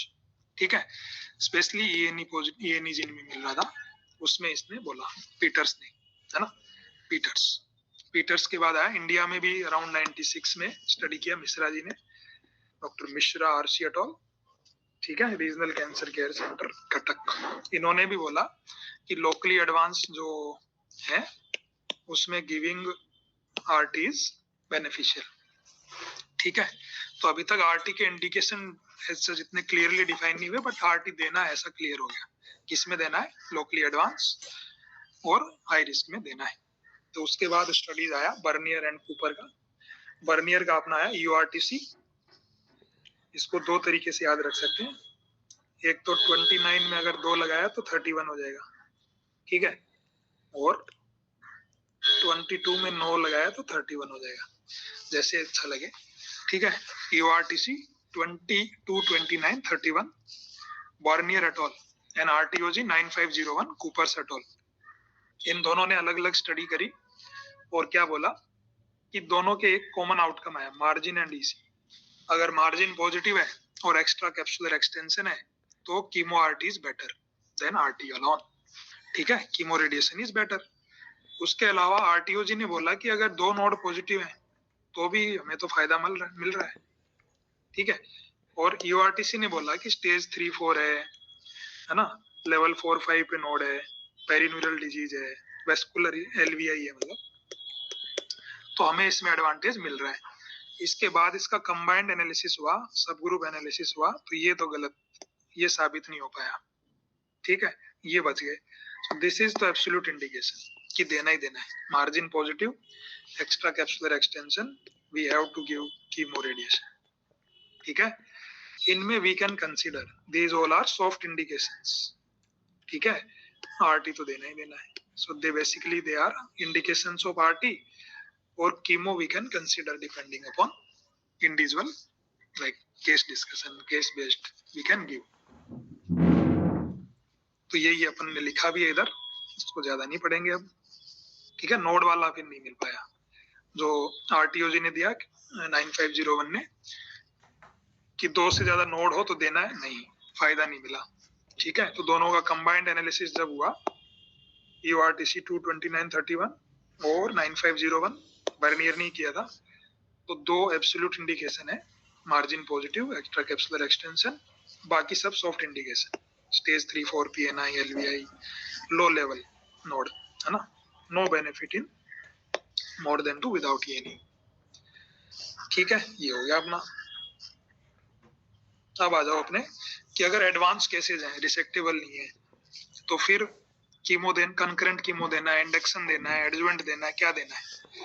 तो उस पे काफी studies आए, उसमें मैकेंसी काफी फेमस है, MACH-NC meta analysis of chemo in head and neck carcinoma, March 21 में आया, 107 आरसीटीज लिए इन्होंने, है ना, अराउंड क्या 19,000 पेशेंट्स।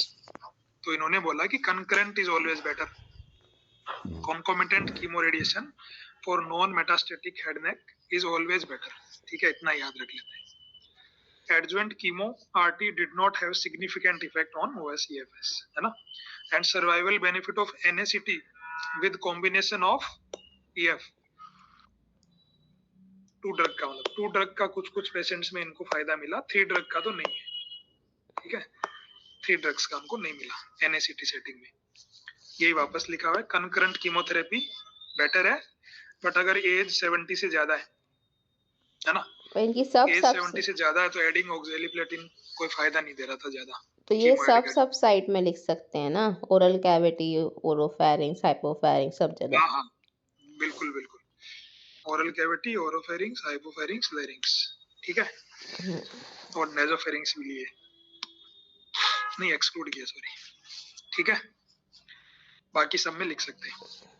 इंडक्शन का कोई फायदा नहीं मिला, तो कंकरेंट और इंडक्शन कंपेयर करें तो concurrent is better. Adjuvant chemotherapy कोई फायदा नहीं मिला। उसके बाद एक स्टडी और आया ऐसा ही, वो है पार्मर एटोल का, पार्मर एटोल। पर ये क्या है, इन्होंने डेटाबेस लिया, डेटाबेस, और डेटाबेस से कंपेयर किया स्पेशली ओरल कैविटी ओरोफेरिंग्स में।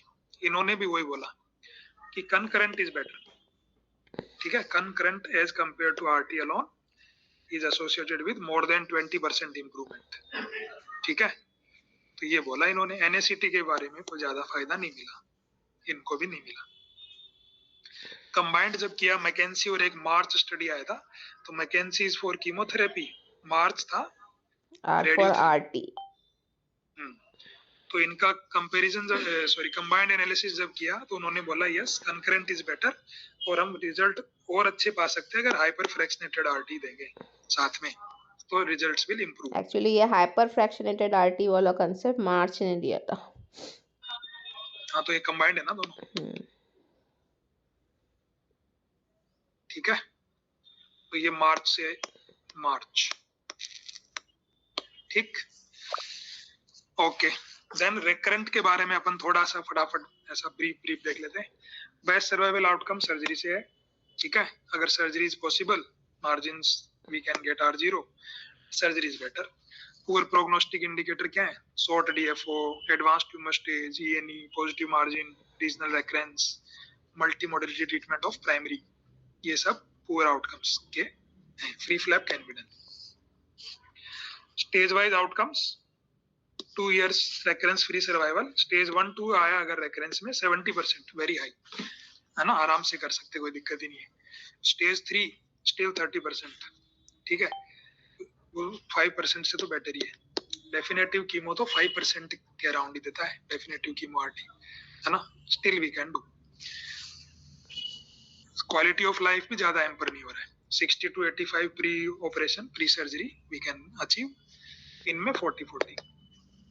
ठीक है, कॉम्प्लिकेशन डेफिनेटली स्टेज 3-4 जाहिर है तो उनमें ज्यादा रहेगा। ठीक है, इसमें बहुत सारे स्टडीज कोट कर सकते हैं, रियाज एंड गुडविन। तो ये शेयर डिसीजन होना चाहिए, थरो डिस्कशन होना चाहिए, प्रोग्नोसिस, ट्रीटमेंट ऑप्शन और क्वालिटी ऑफ लाइफ सब देख के अपने को डिसीजन करना है। Still if surgery is possible, surgery is the best. Okay, so इसमें इश्यूज क्या रहते हैं कि रिसेक्शन बड़े लगते हैं जितना अपन मान के चल रहे हैं। क्यों? क्योंकि सब म्यूकोजल डिजीज मिल सकता है। फिर एक इश्यू रहता है re-irradiation. So patient who undergo salvage surgery and high risk patients on HPR, उसमें अपने को देना पड़ेगा कंकरेंट आरटी या concurrent chemo RT, sorry adjuvant RT, adjuvant chemo RT. ठीक है, so re-irradiation medically suitable for curative intent but not amenable, surgery के लिए फिट नहीं है तो उसमें देना पड़ेगा। ठीक है, फिर है कि ना ही तो क्यूरेटिव इंटेंट के लिए जा रहे हैं, ना ही वो सर्जरी के लिए फिट है, फिर भी पैलिएशन के लिए तो देना पड़ेगा। तो इन सब कंडीशन में री-इरेडिएशन इश्यू है, पहले एक बार दे रखा है। क्या रिस्क है, क्यों इश्यू है? कैरोटिड आर्टरी स्टेनोसिस या रप्चर का रिस्क रहता है, ORN का रिस्क रहता है, फेरिंगोकुटेनियस फिस्टुला का रिस्क है, नॉन हीलिंग स्किन अल्सर बनने का रिस्क है, और स्पाइनल कॉर्ड का डैमेज होने का रिस्क है। ठीक है, तो इसमें फिर आया कि रेकरेंट जो हेड एंड नेक कैंसर्स हैं उसमें आरटी तो आप नहीं दे पा रहे, तो क्या ब्रेकी से काम चला लें? तो इसमें इन्होंने बोला रोडिन एटोल का सिस्टमेटिक रिव्यू, इन्होंने क्या बोला वो सीधा अपन ये देख लेते हैं। इन्होंने बोला कि रेकरेंट हेड नेक कैंसर है तो अपने को देखना है लोको रीजनल है कि डिस्टेंट है, लोको रीजनल में रिसेक्टेबल है कि नॉन रिसेक्टेबल है। अगर लोको रीजनल रिसेक्टेबल है तो प्रीवियस आरटी कब पड़ा था, मान लो विद इन 1 ईयर ही पड़ा है ना। अगर विद इन 1 ईयर पड़ा है तो ब्रेक इज बेटर, सर्जरी करो ब्रेक ही दे दो। ठीक है, दूसरा आर्म है कि नो प्रीवियस, या तो पहले आरटी लगा ही नहीं और लगा है तो मोर देन 1 ईयर, तो फिर अपन वी कैन गिव IMRT। ठीक है, फिर अपन IMRT दे सकते हैं। दूसरा है नॉन रिसेक्टेबल है, लेस देन 12 मंथ्स है तो सिस्टमिक थेरेपी दो। फिर जब सर्जरी नहीं हो पा रही तो ब्रेक ही देके क्या करोगे? ठीक है, सिस्टमिक दो। और अगर मोर देन 1 ईयर है तो आप कीमो आरटी दे सकते हो। ठीक है, फिर आता है distant mets. Loco regional failure अगर है, with loco regional failure distant mets है, सिस्टमिक दो, और loco regional treatment depending upon the response. अगर विदाउट लोको रीजनल फेलियर है तो सिस्टमिक देना है। सिस्टमिक में सॉरी दो ऑप्शन है, standard chemo patient is fit for it, है ना, मोर देन 1 ईयर, वो सब मिलना चाहिए। तो ये इसका कंक्लूजन था। इसके बाद सिस्टमिक थेरेपी कैसे देना है ब्रीफली देख लेते हैं। पहले पढ़ा है क्या सिस्टमिक थेरेपी? यस पढ़ा है। तो within 6 months platinum based therapy recurrence आ गया क्या? विद इन 6 मंथ्स आ गया मतलब प्लेटिनम रेफ्रेक्टरी है, सॉरी रेजिस्टेंट है, प्लेटिनम रेजिस्टेंट, ठीक है। तो उसमें क्या देंगे अपन? जब रेजिस्टेंट है तो डेफिनेटली वही देंगे, इम्यूनोथेरेपी, पेम्ब्रोलिजुमैब, निवोलुमैब। अगर नहीं है तो दोनों का ऑप्शन बच गया फिर, कीमो इम्यूनो का, है ना। तो क्या चेक करेंगे? सीपीएस पीडीएल1 के लिए। अगर सीपीएस इज लेस देन 1 या फिर अवेलेबल ही नहीं है तो भी हम, और परफॉर्मेंस स्टेटस गुड है तो भी हम 2 ड्रग बस पैम दे सकते हैं, कॉम्बिनेशन डिफरेंट कॉम्बिनेशन बना के दे सकते हैं, ठीक है। अगर मोर देन 1 है और पेशेंट कीमो के लिए एलिजिबल है, कीमो इम्यूनो दोनों दे सकते हैं, ऐसा पेशेंट है, तो अपने को देखना है कि डिजीज कैसी है ना। पेशेंट का सीपीएस 1 से ज्यादा है, पेशेंट भी तैयार है और फिजिकली फिट है, तो देखना है कि डिजीज कैसा है। अगर रैपिडली प्रोग्रेसिव है तो हमने को कीमो और पैम दोनों देना है। अगर रैपिडली प्रोग्रेसिव नहीं है तो फिर वापस देखना है सीपीएस अगर मोर देन 20 है तो फिर single agent पैम is enough. CPS अगर काफी ज्यादा है, मतलब इम्यूनो का रेस्पॉन्स आने वाला है, तो immunotherapy single agent is better, ठीक है। अगर ये सब नहीं है तो फिर अगर मान लो कीमो नहीं ले सकता तो फिर कोई ऑप्शन ही नहीं है, कीमो नहीं ले सकता तो सिर्फ इम्यूनो देंगे, ठीक है। ये अगर रेकरेंट का आएगा तो अपन लिख सकते हैं। एक्सट्रीम रेजिमेन क्या है? First line treatment in patients with recurrent और metastatic squamous cell carcinoma head and neck, ठीक है। सेटुक्सिमैब प्लस पीएफ, इसके साथ सेटुक्सिमैब दिया, इसको बोला एक्सट्रीम रेजिमेन, इसने 3 महीना बढ़ा दिया, ठीक है। वर्मोरकेन का स्टडी है, वर्मोरकेन, तो ये एक्सट्रीम रेजिमेन। देन कीनोट 48 आया, उसने बोला कि पेम्ब्रोलिजुमैब दे दो साथ में, है ना। कीनोट जहां भी आता है अपने को पता है पेम्ब्रोलिजुमैब आ जाना है, तो कीनोट बोला पेम्ब्रोलिजुमैब दो, ठीक है। कैसे देना है वो अपन ने देखा ही था। फिर अगर आता है कि लो मिडिल इनकम सेटिंग्स है तो हम यूज कर सकते हैं सेंसिटिव में एक्सट्रीम रेजिमेन, ठीक है। अगर रिफ्रैक्टरी है तो फिर अपन दे सकते हैं मेथोट्रेक्सेट, एर्लोटिनिब, सेटुक्सिमैब, ये 3 ड्रग मिला के दे सकते हैं। ओएमसीटी में भी ट्राई होता है, ओएमसीटी है बेसिकली मेट्रोनोमिक है ना, ठीक है। अगर रेफ्रैक्टरी है तो ये दे सकते हैं। इसमें भी उन्होंने देखो क्या रेस्पॉन्स दिया है, 61%, है ना। वैसा अभी एक बार सर आए थे, अनिल डिक्रूज सर आए थे पटना में एक कॉन्फ्रेंस में, वो बोले कि यार इतना रेस्पॉन्स है तो एनएसीटी में यही दे दो ना, ऐसा ट्रायल क्यों नहीं करते हो, ऐसा स्टडी करो कि हम ओएमसीटी दे रहे हैं एनएसीटी की जगह और फिर ट्रीट कर रहे हैं। ये इतना भयंकर जब रेस्पॉन्स दे रहे हो तो हो सकता है कि एनएटी सेटिंग में भी आ जाए।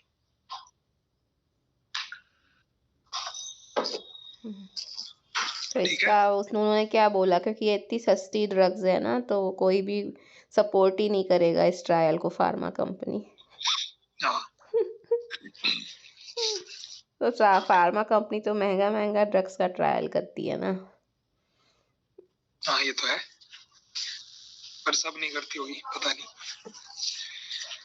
ओके, सो प्रिसीजन मेडिसिन, इन प्रिसीजन मेडिसिन ज्यादा नहीं पढ़ेंगे अभी, काम का नहीं अपने, मतलब कब जेनेटिक टेस्ट करना है, आया पॉजिटिव तो क्या करना है, कुछ क्लियर नहीं है हेड नेक में भी।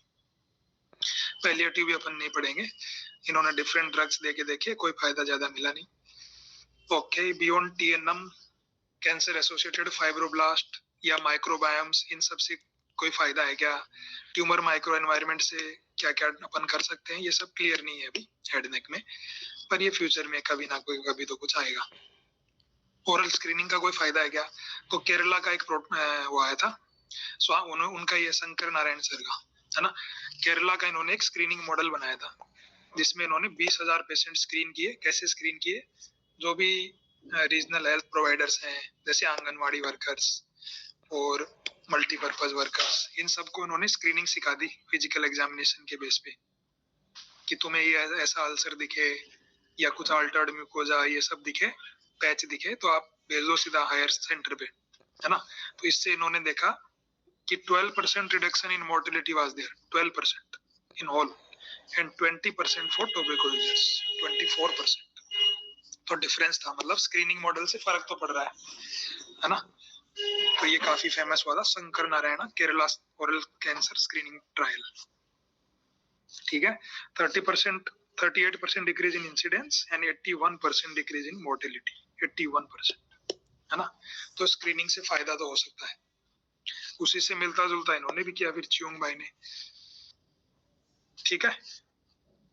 उसके बाद उस पे मोबाइल ऐप और ऐसा अलग अलग स्टडीज हुए हैं, ओपीएमडी पे मोबाइल ऐप के जरिए, या नए नए टेस्ट से लाइब्रेरी और सीरम बेस्ड बायोमार्कर, इन सब से टेस्ट हुए हैं। मतलब स्क्रीनिंग पे काम बढ़ रहा है आगे। अभी तक ओरल कैविटी में स्क्रीनिंग इतना अप्रूवल है नहीं है, स्टिल काम चल रहा है। ये अपन नहीं पढ़ेंगे, ये भी अभी नहीं पढ़ेंगे, ठीक है। लियाओ मेटा एनालिसिस है, लियाओ ने अलग अलग स्टडीज का वो बताया है कि ओकल्ट नोड डिटेक्ट करने के लिए सेंसिटिविटी स्पेसिफिसिटी किसका रहता है ना। तो इसमें सीटी का देखो 93% तक आ गया, तो सीटी का स्पेसिफिसिटी काफी ठीक है, बट 100 तो नहीं है। 100 किसका है? ईएनडी का, निकाल के देख लो है कि नहीं, ठीक है। So still END is better. PET का भी ओकल्ट नोड में इतना ज्यादा रोल नहीं है, पेट का रोल है मेटास्टेटिक वर्कअप में, स्टेज 3-4 पेट कर लो। बोन इन्वेजन अपने को देखना है तो डेफिनेटली सीटी करेंगे। मेडुलरी कैविटी इन्वॉल्व है तो अपन एमआरआई करेंगे। कौन सी स्टडीज ने बोला, ये अपन फ्री टाइम में देख सकते हैं, अभी अपने काम का नहीं है ना। ये वही है एक्सट्रीम ट्रायल, एंड किससे पेम्ब्रोलिजुमैब निवोलुमैब शुरू हुआ, अभी अपन याद नहीं करेंगे, काम का नहीं है अपने। देन ग्लोसेक्टमीज, एंसारिन ने डिफरेंट ग्लोसेक्टमीज बताई, ठीक है। Type 1 glossectomy is mucosectomy only, mucosa sub mucosa, थोड़े बहुत फाइबर लेने पड़े अगर इंट्रिंसिक टंग मसल्स के, फॉर मार्जिन चलेगा, है ना। तो type 1 is mucosa sub mucosa, mucosectomy only. Type second is partial glossectomy, partial बोले तो इंट्रिंसिक मसल भी ले लिए साथ में, up to surface of extrinsic muscles, ठीक है। इंट्रिंसिक भी मसल लेके इन्होंने निकाल दिया पार्शियल ग्लोसेक्टमी। देन टाइप 3 के दो टाइप हैं, 3A 3B। 3A इज हेमीग्लोसेक्टमी, तो हेमीग्लोसेक्टमी में अपन बीओटी छोड़ देते हैं, बाकी सब निकाल देते हैं, ठीक है। इंट्रिंसिक एक्सट्रिंसिक सब निकाल दिया, बीओटी छोड़ देंगे, हेमीग्लोसेक्टमी। तो 3B क्या है? कंपार्टमेंट हेमीग्लोसेक्टमी। कंपार्टमेंट में हम एक्स्ट्रा जो इंट्रिंसिक एक्सट्रिंसिक मसल्स हैं उसके अलावा जीनियोग्लोसस, हायोग्लोसस, ये सब मसल्स निकाल देते हैं साथ में कंपार्टमेंट में, ठीक है ना। तो 3 के दो टाइप है, 3A is hemiglossectomy, 3B is compartment hemiglossectomy. ऐसे ही 4 के भी दो टाइप, 4A इज ग्लोसेक्टमी और सब टोटल ग्लोसेक्टमी, इसमें इन्होंने बीओटी बचाया दोनों तरफ का, और 4B को बोल दिया नियर टोटल। नियर टोटल कब बोलेंगे? जब सेम साइड का बीओटी निकाल दे रहे हैं, सिर्फ अपोजिट बचेगा, है ना। तो सब टोटल में दोनों बीओटी बच रहे हैं, और नियर टोटल में एक ही बीओटी बच रहा है, अपोजिट साइड वाला, ठीक। और टाइप 5 आता है टोटल ग्लोसेक्टमी, सब निकाल दो, ठीक है। अंसारिन, इनके डायग्राम देखने से और अच्छा लगेगा, देखा ही होगा सबने। Compartment surgery in tongue tumours का जो है कॉन्सेप्ट किसने दिया था? कैलाब्रिजी, ठीक है। कंपार्टमेंट सर्जरी इन टंग का कॉन्सेप्ट दिया इन्होंने, ठीक है। इसका एक ही आर्टिकल है, इसमें काफी अच्छा इन्होंने सर्जिकल स्टेप्स बताए। सो अगर देखना हो स्टेप किसी को तो इधर से देख सकते हैं। देन इसका रिजल्ट क्या है? Compartment tongue surgery for intermediate advance squamous cell carcinoma किसने किया? लुका कैलाब्रिजी, खुद ने किया। कब किया? जून 23, मतलब रिसेंट स्टडी है। तो इनका बोलना है कि अगर अपन कंपार्टमेंट सर्जरी कर रहे हैं तो कंपार्टमेंट सर्जरी में बेटर है सर्वाइवल प्रोग्नोसिस सिग्निफिकेंटली किन में? जिनमें पॉजिटिव नोड है, एक्स्ट्रा नोड एक्सटेंशन है, DOI ज्यादा है, और involvement of the soft tissue connecting the tongue primary to the neck lymph node, TN tract बोला इसको इन्होंने, कि टंग से नेक में नोड जाएंगे, टंग से नेक में नोड आएंगे इधर। तो ये ऐसा नहीं है कि बीच का टिश्यू बचा हुआ रहेगा, ये भी इन्वॉल्व रहता है, तो ये कंपार्टमेंट में पूरा निकल जाएगा। तो इनमें बेटर है सर्वाइवल, ठीक है, cause specific survival is better, ठीक है, तो compartment is better. Then comes oropharynx, okay, oropharynx में अपने को पता है कि स्पेशली अर्ली सेटिंग्स में तो ओरोफेरिंक्स में दो हो जाएंगे, एक तो एचपीवी वाला फंडा लग जाएगा कि एचपीवी नेगेटिव पॉजिटिव, दूसरा फंडा आ जाएगा कि सर्जरी वर्सेस आरटी और कीमो आरटी, ठीक है। तो ये अपन ब्रीफ देख लेते हैं। T1 T2 या जो अर्ली ट्यूमर्स है उनमें टॉर्स TLM ये आने के बाद थोड़ा चेंज आया है अप्रोच में। तो क्या चेंज आया, सबसे पहले विंस्टीन ने एक स्टडी की टॉन्सिल में टॉर्स की, ठीक है, कि टॉन्सिलर डिजीज है, टॉर्स है, करेंगे हम। एक्सक्लूजन क्राइटेरिया के लिए अनरिसेक्टेबल नेक नोड, मैंडिबुलर इन्वेजन, ये सब के क्राइटेरिया रहेंगे एक्सक्लूजन के, ठीक है। और टॉर्स का क्वेश्चन आएगा तो भी अपन ये डाल सकते हैं, unresectable neck node, mandibular invasion, involvement of more than 50% of tongue base, more than 50%, ठीक है, involvement of more than 50% of posterior pharyngeal wall, carotid artery का involvement, fixation of prevertebral fascia, ये सब एक्सक्लूजन क्राइटेरिया है। उसके अलावा अगर हम टॉर्स करते हैं टॉन्सिल में तो results are equal, similar oncological outcomes मिल रहे हैं हमें आरटी देने से जैसा, ठीक है।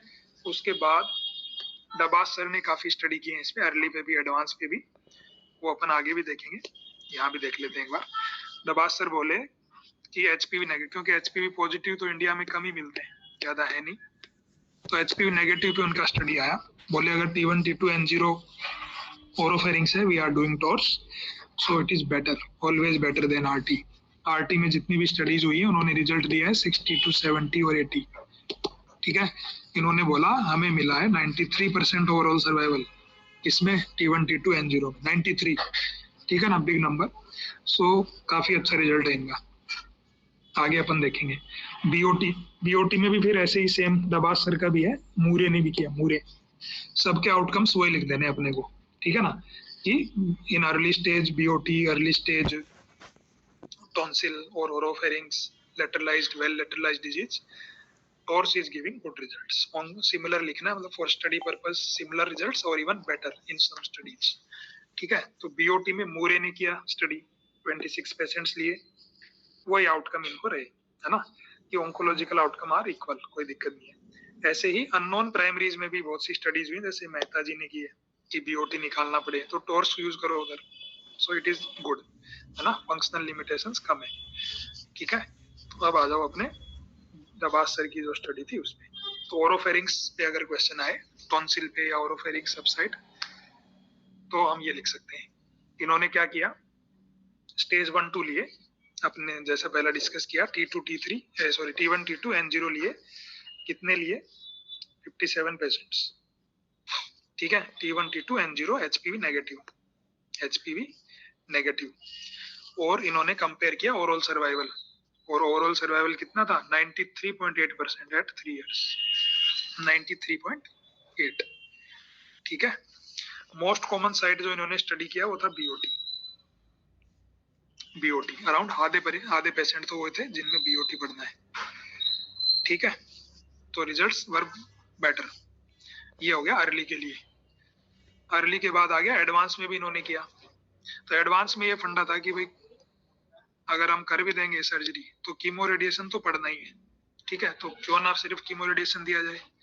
तो डबास सर ने बोला कि यार दो चीज होती है, chemo radiation is just not chemo radiation, एक होता है डेफिनेटिव, एक होता है एडजुवेंट। तो डेफिनेटिव में तुम लोग डोज भी तो ज्यादा दोगे, तो उनका कहना है कि मैं सर्जरी करूंगा, तुम लोग एडजुवेंट देना, तो डोज कम हो जाएगी। तो उसका क्या रिजल्ट है ये देखा इन्होंने लिए 153 पेशेंट्स लिए, ओरोफेरिंजियल कार्सिनोमा स्टेज 3-4 एचपीवी नेगेटिव, ठीक है, और overall survival, DFS, functional outcome सब कंपेयर किया इन्होंने, ठीक है। तो इसमें इन्होंने देखा कि कितना है ओवरऑल सर्वाइवल, 91.5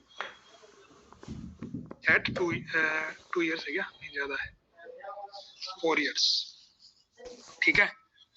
तो 91.5 स्टिल बेटर, मतलब अच्छा रिजल्ट है। तो इसको इन्होंने बोला कि हम इंटेंसिफाई कर रहे हैं, ट्रीटमेंट प्लान को चेंज कर रहे हैं और अवॉइड कर रहे हैं early and late toxicities due to higher doses of upfront RT और chemo RT and achieve better oncological outcomes functional outcome पे अभी ज्यादा इसका मामला आया नहीं है, ना इसमें ज्यादा डिस्कस किया इन्होंने। ठीक है, तो ये अवेटेड है, स्टैंडर्ड नहीं है अभी।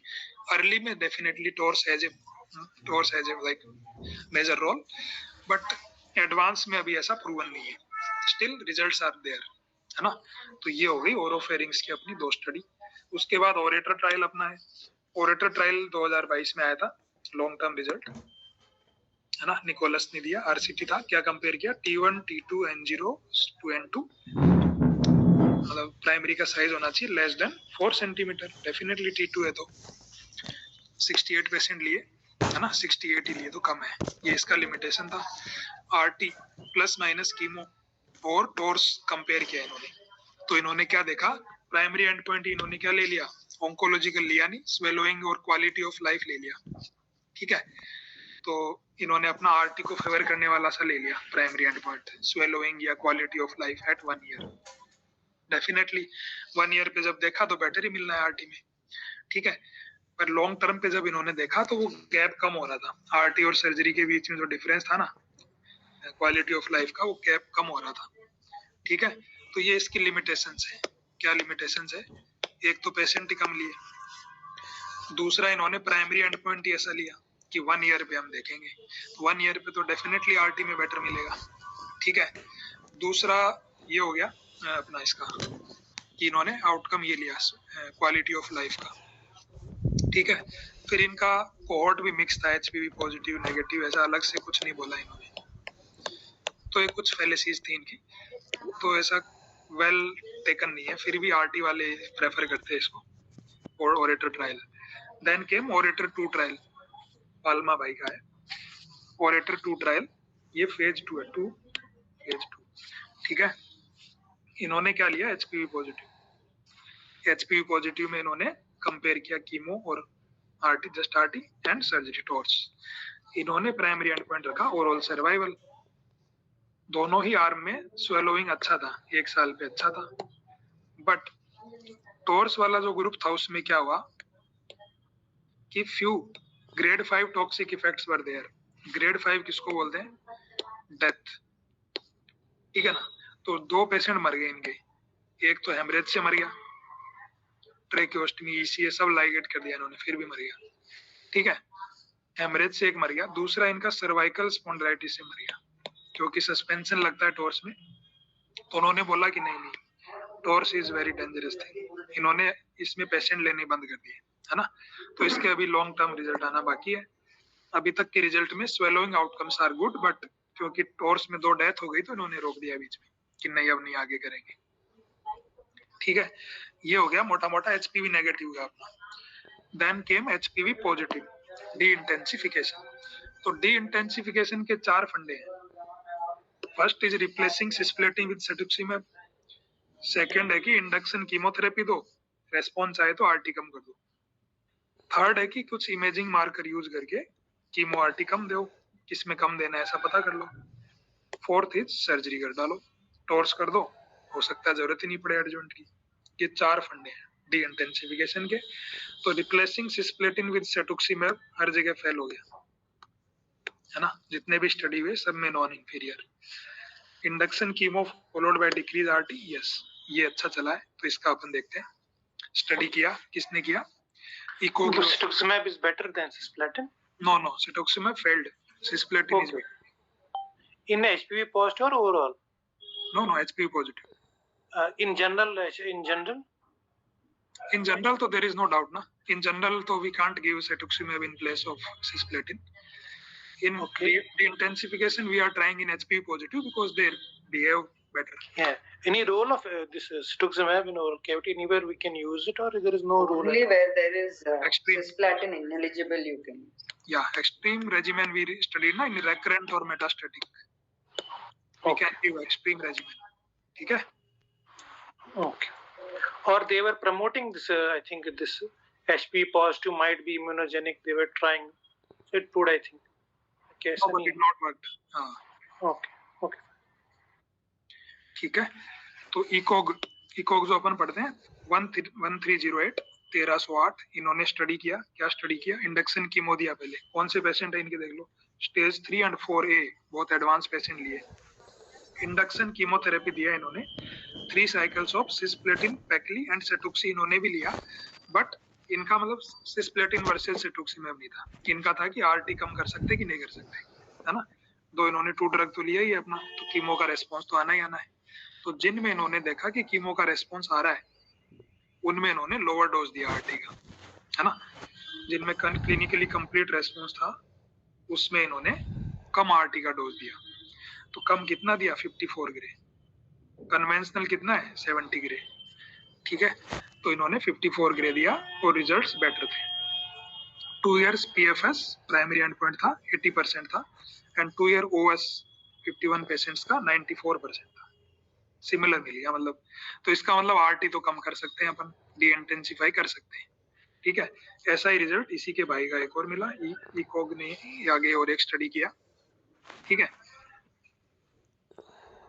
तो इन तो दोनों में मिला बेसिकली कि नंबर नहीं याद आए तो भैया लिख देना, इकॉक स्टडी ने बोला है कि आरटी को डी इंटेंसिफिकेशन करके हम डी एस्केलेशन कर सकते हैं। हाँ, तो इकोग में ये आ गया कि मतलब ये पूरा अपन स्कीम भी लिख सकते हैं ना, प्रोफॉर्मा, कि एनएसीटी देंगे, किस में रेस्पॉन्स आया, क्लिनिकल कंप्लीट रेस्पॉन्स, आरटी कम कर दो, नहीं आया तो आरटी दो फुल डोज, ऐसा बन। This doesn't hold good for HP negative. No no no, HP positive, okay. उसके बाद इन्होंने जो सिस्प्लेटिन वर्सेस सेटुक्सीमैब किए, आरटीओजी 10, 16 जितना भी स्टडीज हुआ सब फेल हो गए, है ना, सब में इंफीरियर आउटकम्स, ओके। टोर्स पे अभी चल ही रहे हैं, अभी टोर्स एचपी पॉजिटिव इंडिया में तो मामला है नहीं, ज्यादा मरीज है नहीं, कोई स्टडी ऐसा है नहीं, इवन ओवरऑल भी ऐसा कुछ स्टडी अभी तक है नहीं, मेजर स्टडी। और ये दोनों मतलब रिसर्च, ऑनगोइंग रिसर्च चल रहा है कि क्या ऐसे कुछ इमेजिंग मार्कर हैं जिनके बेस पे हम बता सकते हैं कि इनमें कम डोज दो, इनमें ज्यादा दो, है ना। तो अगर डी इंटेंसिफिकेशन पे क्वेश्चन आता है तो first we have to write कि भाई डी इंटेंसिफिकेशन कैसे कैसे कर सकते हैं, है ना, ऐसे ऐसे कर सकते हैं। ये लिखने के बाद हम लिख देंगे कि फर्स्ट तो फेल हो गया, तो we can not replace cisplatin with cetuximab. Second में फिर अपन ईसीओजी वाले ट्रायल लिख सकते हैं अपने, है ना, कि ईसीओजी 1308 है, और दूसरा याद रखने की जरूरत नहीं है, 2399 ऐसे याद रख सकते हैं। जैसे एक होता है 2300, एक होता है 2400, तो ये 2300 से 2400 होने से पहले रुक गया, 2399, ठीक है। अच्छा है। तो ये 4 लिख के फिर अलग अलग, और इनमें थोड़ा थोड़ा 2-2 लाइन लिख सकते हैं कि ऐसा मार्कर पकड़ लो जिससे अपने को आइडिया लगे कि this is going to be better survival. तो बेटर सर्वाइवल है तो हम डिक्रीज कर देंगे। अरे इनको और मार्कर भी चाहिए तो वो भी इमेजिंग बेस्ड मार्कर चाहिए ना, हिस्टोपैथ बेस्ड नहीं चाहिए। हाँ, तो डी इंटेंसिफाई करना है ना इनको, जितना कम में काम चल जाए, ठीक है। फिर आता है अपना फेवरेट लैरिंक्स।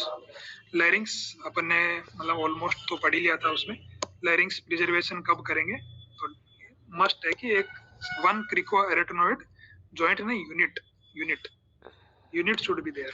और यूनिट बोले तो सिर्फ जॉइंट नहीं, जॉइंट के साथ मसल्स और नर्व्स। नर्व्स कौन सी? या recurrent laryngeal and which sensation कौन सप्लाई करता है? Which branch of External branch of superior. पक्का? Sensation नीचे से अलग है, ऊपर से अलग है। तो सेंसेशन इज समथिंग इनसाइड और आउटसाइड? इनसाइड, लेकिन बिलो ग्लॉटिस डिफरेंट है, ऊपर ग्लॉटिस डिफरेंट है। वो आरएलएन। हाँ, मैं इसका ब्रांच का नीचे। बोल रहा हूँ। सो एज लैरिंक्स के अंदर सेंसेशन होने हैं तो definitely internal branch is going to supply it, ठीक है। नीचे आरएलएन, ऊपर ये। और ये जो वाली थी एक क्रिको किसको सप्लाई करती है? External branch of superior laryngeal nerve, cricothyroid को। Yes, cricothyroid. ऑल ये muscles of larynx. Only adductor है कि एबडक्टर है? पका अब्दुल इसका। ऑल, या वो आपका ट्रिक, तो सेकंड लाइन आपकी सही नहीं है। All muscles of larynx are supplied by recurrent laryngeal nerve except cricothyroid. या सेकंड लाइन जो आपने बोली दैट इज पका अब्दुल एबडक्टर है, posterior cricoarytenoid. So this is only the abductor, rest all are adductors, ठीक है। ठीक है। ओके, लैरिंग्स प्रिजर्वेशन के लिए अपने को 1 क्रिको एरेटिनोइड जॉइंट नहीं, यूनिट शुड बी प्रिजर्व्ड। ठीक, चलो आगे। अब अपने को क्या करना है? कंजर्वेशन लैरिंजियल सर्जरी 2 टाइप की होती है, ओपन एंडोस्कोपिक या टोर्स और टीएलएम बोल दो। ठीक है ना, टीएलएम तीसरा टाइप हो जाएगा बेसिकली, एंडोस्कोपिक में नहीं आएगा। ठीक है, तो trans oral laser resection. Trans oral laser resection किसने शुरू किया? Steiner and Eckel, Steiner in Eckel, जो अपन ने एक ट्रायल स्टडी, एक ट्रायल तो नहीं, एक आर्टिकल पढ़ा था, स्टीनर एंड एकल इन्होंने शुरू किया। उससे पहले बिनाइन केसेज में ये ज्यादा यूज हो रहा था। फर्स्ट स्टीनर एंड एकल आए, इन्होंने ग्लोटिक कैंसर में इसको यूज किया। ठीक है, अर्ली लैरिंजियल कैंसर्स में। और क्या बोला कि there is good result. T1 में लोकल कंट्रोल इज 85%, T2 में 66 to 88%। एडवांटेज क्या है? Short hospital stay, no need of tracheostomy, no risk of aspiration, और ट्यूब फीडिंग अगर जरूरत है तो कम जरूरत है। ओपन या उससे कंपेयर करें तो कम दिनों के लिए। ठीक है, तो ये लेजर का ट्रांस ओरल लेजर, एकल, स्टीनर। ठीक है, फिर आया ओपन। तो ओपन में अपन ने टाइप पढ़े थे, क्या क्या टाइप था? Vertical partial. वर्टिकल पार्शियल अपने को पता था, वर्टिकली निकाल रहा था वो, एक तरफ का आधा भाग निकाल रहा था, है ना, वर्टिकल। तो वर्टिकल में क्या क्या रिमूव करेंगे अपन? Ipsilateral thyroid cartilage, TVC, false vocal cord and portion of subglottis अगर मार्जिन के लिए जरूरत पड़ा तो। ठीक है, क्राइटेरिया फॉर सिलेक्शन, वही क्राइटेरिया, लीजन फॉर एक साइड का मोबाइल कॉर्ड रहना चाहिए, lesion of mobile cord involving vocal process and anterior superior retinoid, मतलब म्यूकोजा तक चलेगा। रेटिनोइड का म्यूकोजा तक है तो निकाल सकते हैं, बोन इन्वॉल्व हो गया या कार्टिलेज इन्वॉल्व हो गया तो नहीं। Subglottic extension less than 5, less than 10, 5 posteriorly, 10 anteriorly. Cord fix नहीं रहना चाहिए, वो जो अपन ने पढ़ा वो सभी है। ठीक है, ऑन्कोलॉजिकल रिजल्ट्स जो है उसके लिए स्टडी आया ब्रूमोंड एंड केसलर। ठीक है, तो ये केस लड़ने गया था, केस वकील होगा, केस लड़ने में केसलर। ठीक है, केसलर ने क्या रिजल्ट दिया? T1 ग्लोटिक, T2 ग्लोटिक दोनों में रेकरेंस रेट तो कम है और कंट्रोल काफी अच्छा है। अगर एंटीरियर कमीसर इन्वॉल्व नहीं, 90% कंट्रोल है, कमीसर इन्वॉल्व है 75% कंट्रोल है T1 में, है ना। और T2 T3 में भी कंट्रोल इज गुड, कंपेरेबल है ओपन पार्शियल सर्जरी में। ठीक है, फंक्शनल रिजल्ट्स वर्टिकल के थोड़े से कम रहते हैं, थोड़ा हॉर्सनेस रहता है वर्टिकल में, some degree of hoarseness was there. Most important impairment कब हुआ? जब कोई रिकंस्ट्रक्शन नहीं किया, अगर रिकंस्ट्रक्ट किया तो फिर कम इम्पेयरमेंट हुआ। ठीक है, ये किसकी बात हुई? वर्टिकल। तो ओपन वर्टिकल में अपन कौन से आर्टिकल लिख देंगे? केसलर। ठीक है, बात अगर आती है कि क्या हम लेजर से कर सकते हैं इसको, तो ये ब्रूमोंड भी वही है ना, दोनों सेम है ना? हाँ दोनों है, जो याद रहे वो लिख सकते हैं। अच्छा। ब्रूमोंड भी याद रख सकते हैं वैसे तो। मुंड is Muna, ब्रूमोंड। Okay, so laser में किसने दिया? तो यहाँ पे जोर आएगा, कराट जानिस का स्टडी आया, वो बोला कि वर्टिकल लेरिंग्स हम लेजर से भी कर सकते हैं। तो कराट जानिस था ना, उसने कराटे ना लेजर से खेले हाथ के बजाय। अच्छा, ओके, सो वर्टिकल में लेजर का रोल अगर पूछे तो कराट जानिस, बेटर वॉइस, है ना, equal oncological outcomes. Oncological outcome तो अपने को हर जगह है, टॉर्स लेजर पे क्वेश्चन आए तो इक्वली लिख देना आंख बंद करके, और better, even better in some cases. ठीक है, बात आती है फंक्शनल पे, तो फंक्शनल भी बेटर ही आना है जब एक्सटेंसिव सर्जरी नहीं कर रहे तो। ठीक है, उसमें भी लेजर का, स्पेशली ग्लोटिक के लिए लेजर का अच्छा रोल है। फंक्शनल रिजल्ट्स हो गए। ठीक है, तो अपना वर्टिकल हो गया। वर्टिकल के बाद आता है सुप्राग्लोटिक, हॉरिजॉन्टल। सुप्राग्लोटिक अपने को पता है, ग्लोटिस से ऊपर निकालेंगे, epiglottis, hyoid, membrane, upper half of thyroid, ये सब निकालेंगे। ठीक है, इसमें इन्होंने सिलेक्शन क्राइटेरिया क्या लिए?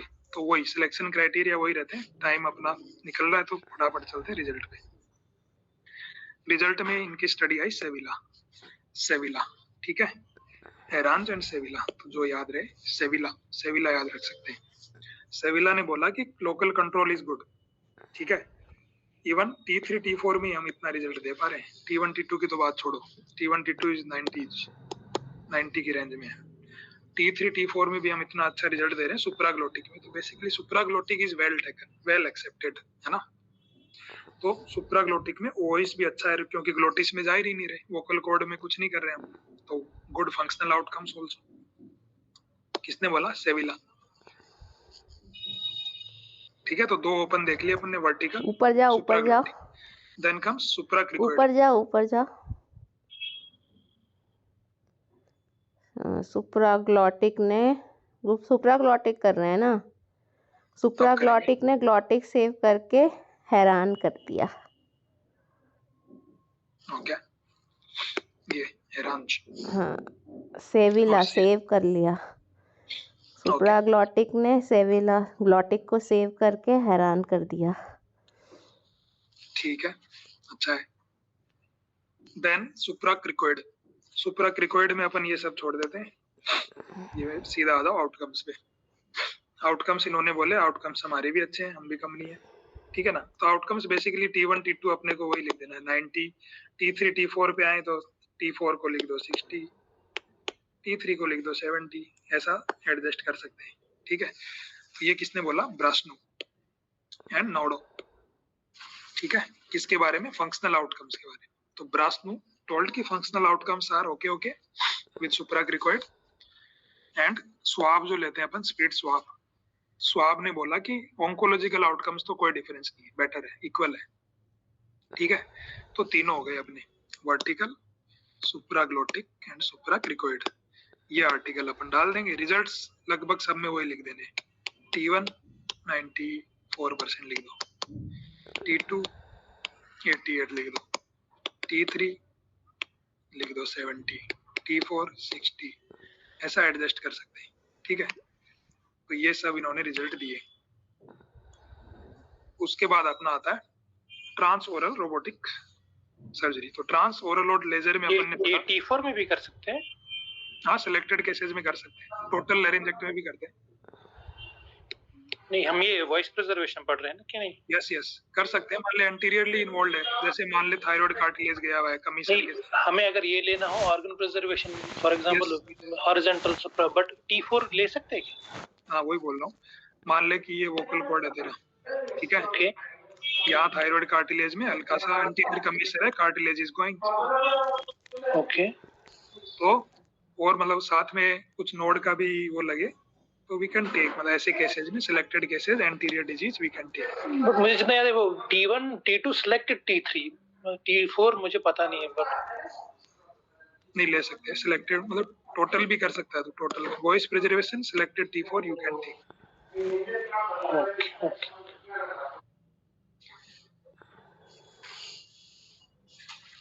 ठीक है। टोर्स और लेजर में डिफरेंस देखें तो टोर्स जो है वो सुप्राग्लोटिक में ज्यादा प्रूवन है, क्योंकि ग्लोटिस तक इतने बड़े इंस्ट्रूमेंट उनको मैनेज करना,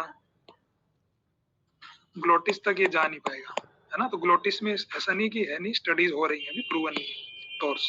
सुप्राग्लोटिस में इट इज प्रूवन। लेजर इसका मतलब उल्टा है, लेजर तो ग्लोटिस में वेल प्रूवन है, शुरू ही यहीं से हुआ था, और सुप्राग्लोटिस भी इससे कर सकते हैं, ठीक है। तो पहले अपन देख रहे हैं टोर्स। तो टोर्स जब लिखेंगे तो अपन सुप्राग्लोटिस ऐसा लिख सकते हैं, ठीक है। एक्सक्लूजन कब करेंगे? तो वही सब, मुंह नहीं खुल रहा, वोकल, और मतलब दो एक्सक्लूजन क्राइटेरिया दो हो जाएंगे यहाँ पे। एक तो डिजीज वाइज जो अपन ने सारे क्राइटेरिया देखे ओपन सर्जरीज के, वो सारे आ जाएंगे। और दूसरा है कि पेशेंट वाइज, मतलब पेशेंट का मुंह नहीं खुल रहा, सर्वाइकल एक्सटेंशन नहीं हो रहा है, पेशेंट फिट नहीं है, ये सब आ जाएंगे इसमें, ठीक है। तो ये दोनों मिला के लिख देने। इस पे स्टडी किसने की? वही विंस्टीन ने किया टोर्स सुप्राग्लोटिस में, बोला ऑन्कोलॉजिकल आउटकम्स आर गुड, ठीक है। उसके बाद लेजर किया रोड्रिगो ने। तो सुप्राग्लोटिस में तो दोनों का रोल है, तो टोर्स किसने किया? विंस्टीन ने। लेजर किसने किया? रोड्रिगो। ठीक है, दोनों बोले ऑन्कोलॉजिकल आउटकम्स आर गुड और लेजर का तो रोल अच्छा ही है, ठीक है। ये छोड़ो, फंक्शनल में अपने को लिख देना ट्यूब डिपेंडेंस कम है, अर्ली फीडिंग स्टार्ट हो गया, क्वालिटी ऑफ लाइफ बेटर है, वही सब चीजें सब में लिखनी है। हाइपोफेरेंजियल में अगर एडवांस डिजीज है वी प्रेफर कीमो रेडिएशन, ठीक है। अगर अर्ली डिजीज है वी कैन प्रेफर सर्जरी, ठीक है। हाइपोफेरिंग्स, क्योंकि हाइपोफेरिंग्स में सर्जरी करेंगे तो एडवांस में लैरिंग्स भी निकल जाएगा साथ, इसलिए अर्ली में अटेम्प्ट ले सकते हैं, एडवांस है तो पहले कीमो आरटी, ठीक। अब आ जाओ लैरिंजियल में अपन जो लेजर और इसकी बात कर रहे हैं फटाफट खत्म करते हैं। कोडेक्टमी अपन ने पहले भी देखा है, यूरोपियन लैरिंजियल सोसाइटी ने एंडोस्कोपिक कोडेक्टमीज का क्लासिफिकेशन दिया। टाइप 1 इज सब एपिथेलियल, टाइप 2 इज सब लिगामेंटल, 3 इज ट्रांसमस्कुलर, 4 इज कंप्लीट कोड, एक तरफ का कोड पूरा निकाल दो, 5 इज एक्सटेंडेड कोडेक्टमी, 5 में 4 टाइप है फिर ABCD, ठीक है। 5A is contralateral vocal fold, retinoid निकाला तो 5B, वेंट्रिकल निकाला तो 5C, सब ग्लोटिस निकाला तो 5D, एंड 6 इज एंटीरियर कमीशर, ठीक है। ये कोडेक्टमी के टाइप है। बेनिफिट्स ऑफ लेजर में अपन देख सकते हैं कि ज्यादा कुछ अलग अलग स्टडीज हैं, अपने को बस ये देखना है कि मेटा एनालिसिस हुए हैं इसमें भी, ठीक है। तो अपन लिख सकते हैं कि मेटा एनालिसिस का नाम याद नहीं है तो as per recent Meta analysis, और बाकी वही सब चीजें, ऑन्कोलॉजिकल आउटकम्स आर इक्वल और even better, functional outcomes are at par. Functional outcomes में क्या क्या एडवांटेज है वो लिख देंगे अपन, ठीक है ना। लेजर से टिश्यू डिसेक्शन कम होगा, जितना नीडेड है उसका 2 mm मार्जिन लेके निकाल देंगे तो टिश्यू निकल भी कम रहा है, तो functional outcomes are better, tube dependence is less, cost effective भी है लेजर। क्यों है लेजर इफेक्टिव? क्योंकि बार बार आरटी देना ज्यादा महंगा है या कीमो आरटी देना ज्यादा महंगा है, एक बार लेजर करना सस्ता है उससे, पेशेंट के लिए अच्छा है, पेशेंट एक्सेप्टेंस अच्छा है, ठीक है। ये सब एडवांटेज लिख सकते हैं, ठीक है। तो ये लेजर का क्वेश्चन आए तो डाल सकते हैं। So comparable or superior oncological outcomes and दो फायदे हो गए, एक तो oncological outcomes, functional outcomes, और थर्ड है कि मान लो रेकरेंस आ गया, लेजर करने के बाद रेकरेंस आ गया, then we can give RT और कीमो RT, है ना। So we can preserve या reserve the chemo and RT for salvage cases, पर इसका वाइस वर्सा ट्रू नहीं है। अगर हम पहले RT कीमो RT देके फिर सर्जरी के लिए जाएंगे तो लेजर तो कर ही नहीं पाएंगे। क्यों नहीं कर पाएंगे? क्योंकि टैक्टाइल फीडबैक नहीं आएगा, फाइब्रोसिस हो जाता है। Laser is all about tactile feedback, laser मारोगे तो टच तो होगा नहीं टिश्यू के, फीडबैक एक फील आएगा। We can do re-laser also. Huh? We can do again laser if recurrence comes. After chemo RT or what? Like No, before. If after laser you feel recurrence came or margins are not good, you can go again and do again laser. हाँ, ठीक है। तो दो, पहला advantage हो गया oncological, दूसरा हो गया अपना कॉस्ट इफेक्टिव, तीसरा हो गया कि we can reserve the chemo RT और आरटी फॉर साल्वेज सेटिंग्स, ये फायदे हैं। फिर टॉर्स अपन ने पढ़ लिया कि सुप्राग्लोटिस में ज्यादा काम का है, उसमें भी सिस्टमेटिक रिव्यू हुआ है, तो अपन लिख सकते हैं कि as per recent systematic review, और जो अपन ने स्टडी साथ में पढ़ी थी वो कोट करके वही सब चीजें वापस लिख देनी है, ठीक है ना। इसके बाद आते हैं अपने organ preservation trials. Organ preservation trials mainly लैरिंग्स hypopharynx के लिए है, ओरोफेरिंग्स के लिए चलो भी। पहले मैं नाम बता देती हूँ फिर आप पढ़ाओ, ठीक है। VA, RTOG 9111, गॉर्टेक और मैकेंसी। ओके, सो अपन देख लेते हैं functional preservation VA trial and. तो VA ट्रायल ने क्या बोला कि आप कीमो दो, पहले दो कीमो साइकिल दो PF के, रेस्पॉन्स देखो, अगर पार्शियल रेस्पॉन्स तक है कंप्लीट और पार्शियल तो तीसरा साइकिल दो, फिर RT दे दो, है ना। और नहीं है तो सर्जरी कर डालो। तो इन्होंने देखा कि we can preserve the organ, कितना में 64% VA ट्रायल, ठीक है। फिर ऐसा ही आया EORTC 24891, तो मैंने तो ऐसा याद रखा 91 इज माई बर्थ ईयर, सो 2 का 44, 4 का 88, तो 24891, ठीक है। EORTC 24891, तो ये भी सेम है वैसा ही, रिजल्ट भी सेम है, 64% we can preserve with CTRT। फिर आया कि भैया कंकरेंट देना है कि NACT देना, करना क्या है? आरटीओजी ट्रायल आया एक, है ना, इसने कंपेयर किया कंकरेंट वर्सेज इंडक्शन आरटीओजी। इसको एक टेबल में अपन देख लेते हैं, वो ज्यादा अच्छा रहेगा, या एक एक लाइन देख लो। आरटीओजी इसने कंपेयर किया concurrent versus induction followed by RT, RT alone. So concurrent was better, ठीक है।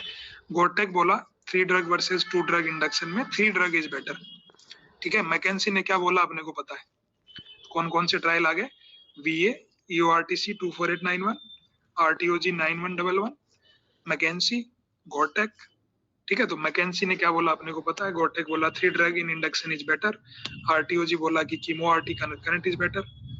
आगे चलते हैं, उसके बाद है टेक्स 323 एंड 324।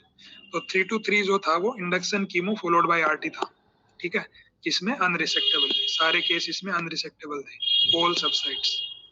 तो ये पहला ट्रायल था जो बोला कि 3 ड्रग्स इज बेटर, ठीक है ना, 3 ड्रग्स इज बेटर। 323 324 जो था वो सीक्वेंशियल ये था कीमो आरटी, सीक्वेंशियल, पहले इंडक्शन दो फिर सीक्वेंशियल कीमो आरटी दो। इसमें मिक्स था, अनरिसेक्टेबल भी थे, रिसेक्टेबल भी थे, इसने भी वही रिजल्ट दिए, ठीक है। तो लैरिंग्स प्रिजर्वेशन में क्या ट्रायल है अपने पास, रेंडमाइज्ड ट्रायल्स देखें, वीए, आरटीओजी 9111, गोटेक, ईओआरटीसी वो भी है, और एक ये 24891। ट्रैम्पलिन, मेटा एनालिसिस, मैकेंसी, ठीक है। कंपैरिजन ये हो गया अपना टेबल से, वीए ट्रायल तो 64 we can preserve with chemo radiation, ठीक है। गोटेक ने बोला इंडक्शन में 3 ड्रग इज बेटर, आरटीओजी ने बोला कंकरेंट इज बेटर, अपडेट में भी यही बोला कंकरेंट इज बेटर, ठीक है। मैकेंसी ने क्या बोला, कंकरेंट इज बेटर। सीटीआरटी ने 5% एब्सोल्यूट बेनिफिट दिया है। मैकेंसी ने बोला क्या, 5%।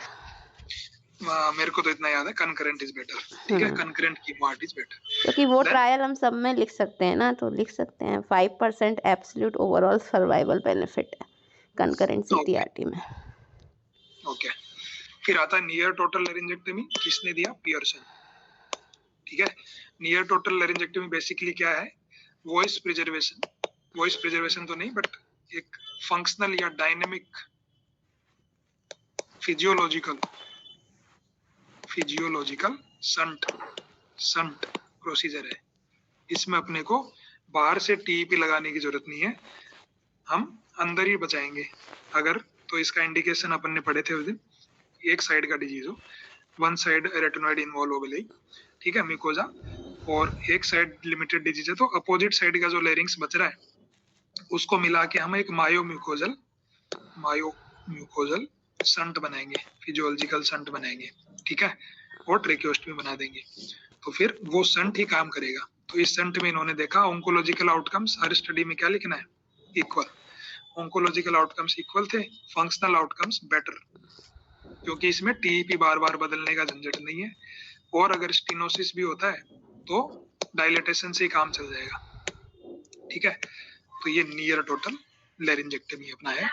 एक स्टडी मानस का डाल सकते हैं, मानस पी दास एट ऑल, इन्होंने सिंगल इंस्टीट्यूट स्टडी किया और स्टडी करके इन्होंने क्या बोला, इनका कहना था कि इट इज गुड, ऑन्कोलॉजिकली एक्सेप्टेबल है और फंक्शनल आउटकम्स भी अच्छे हैं और कॉस्ट इफेक्टिव भी है, सो इट कैन बी अटेम्प्टेड, ठीक है। So that's it, thank you.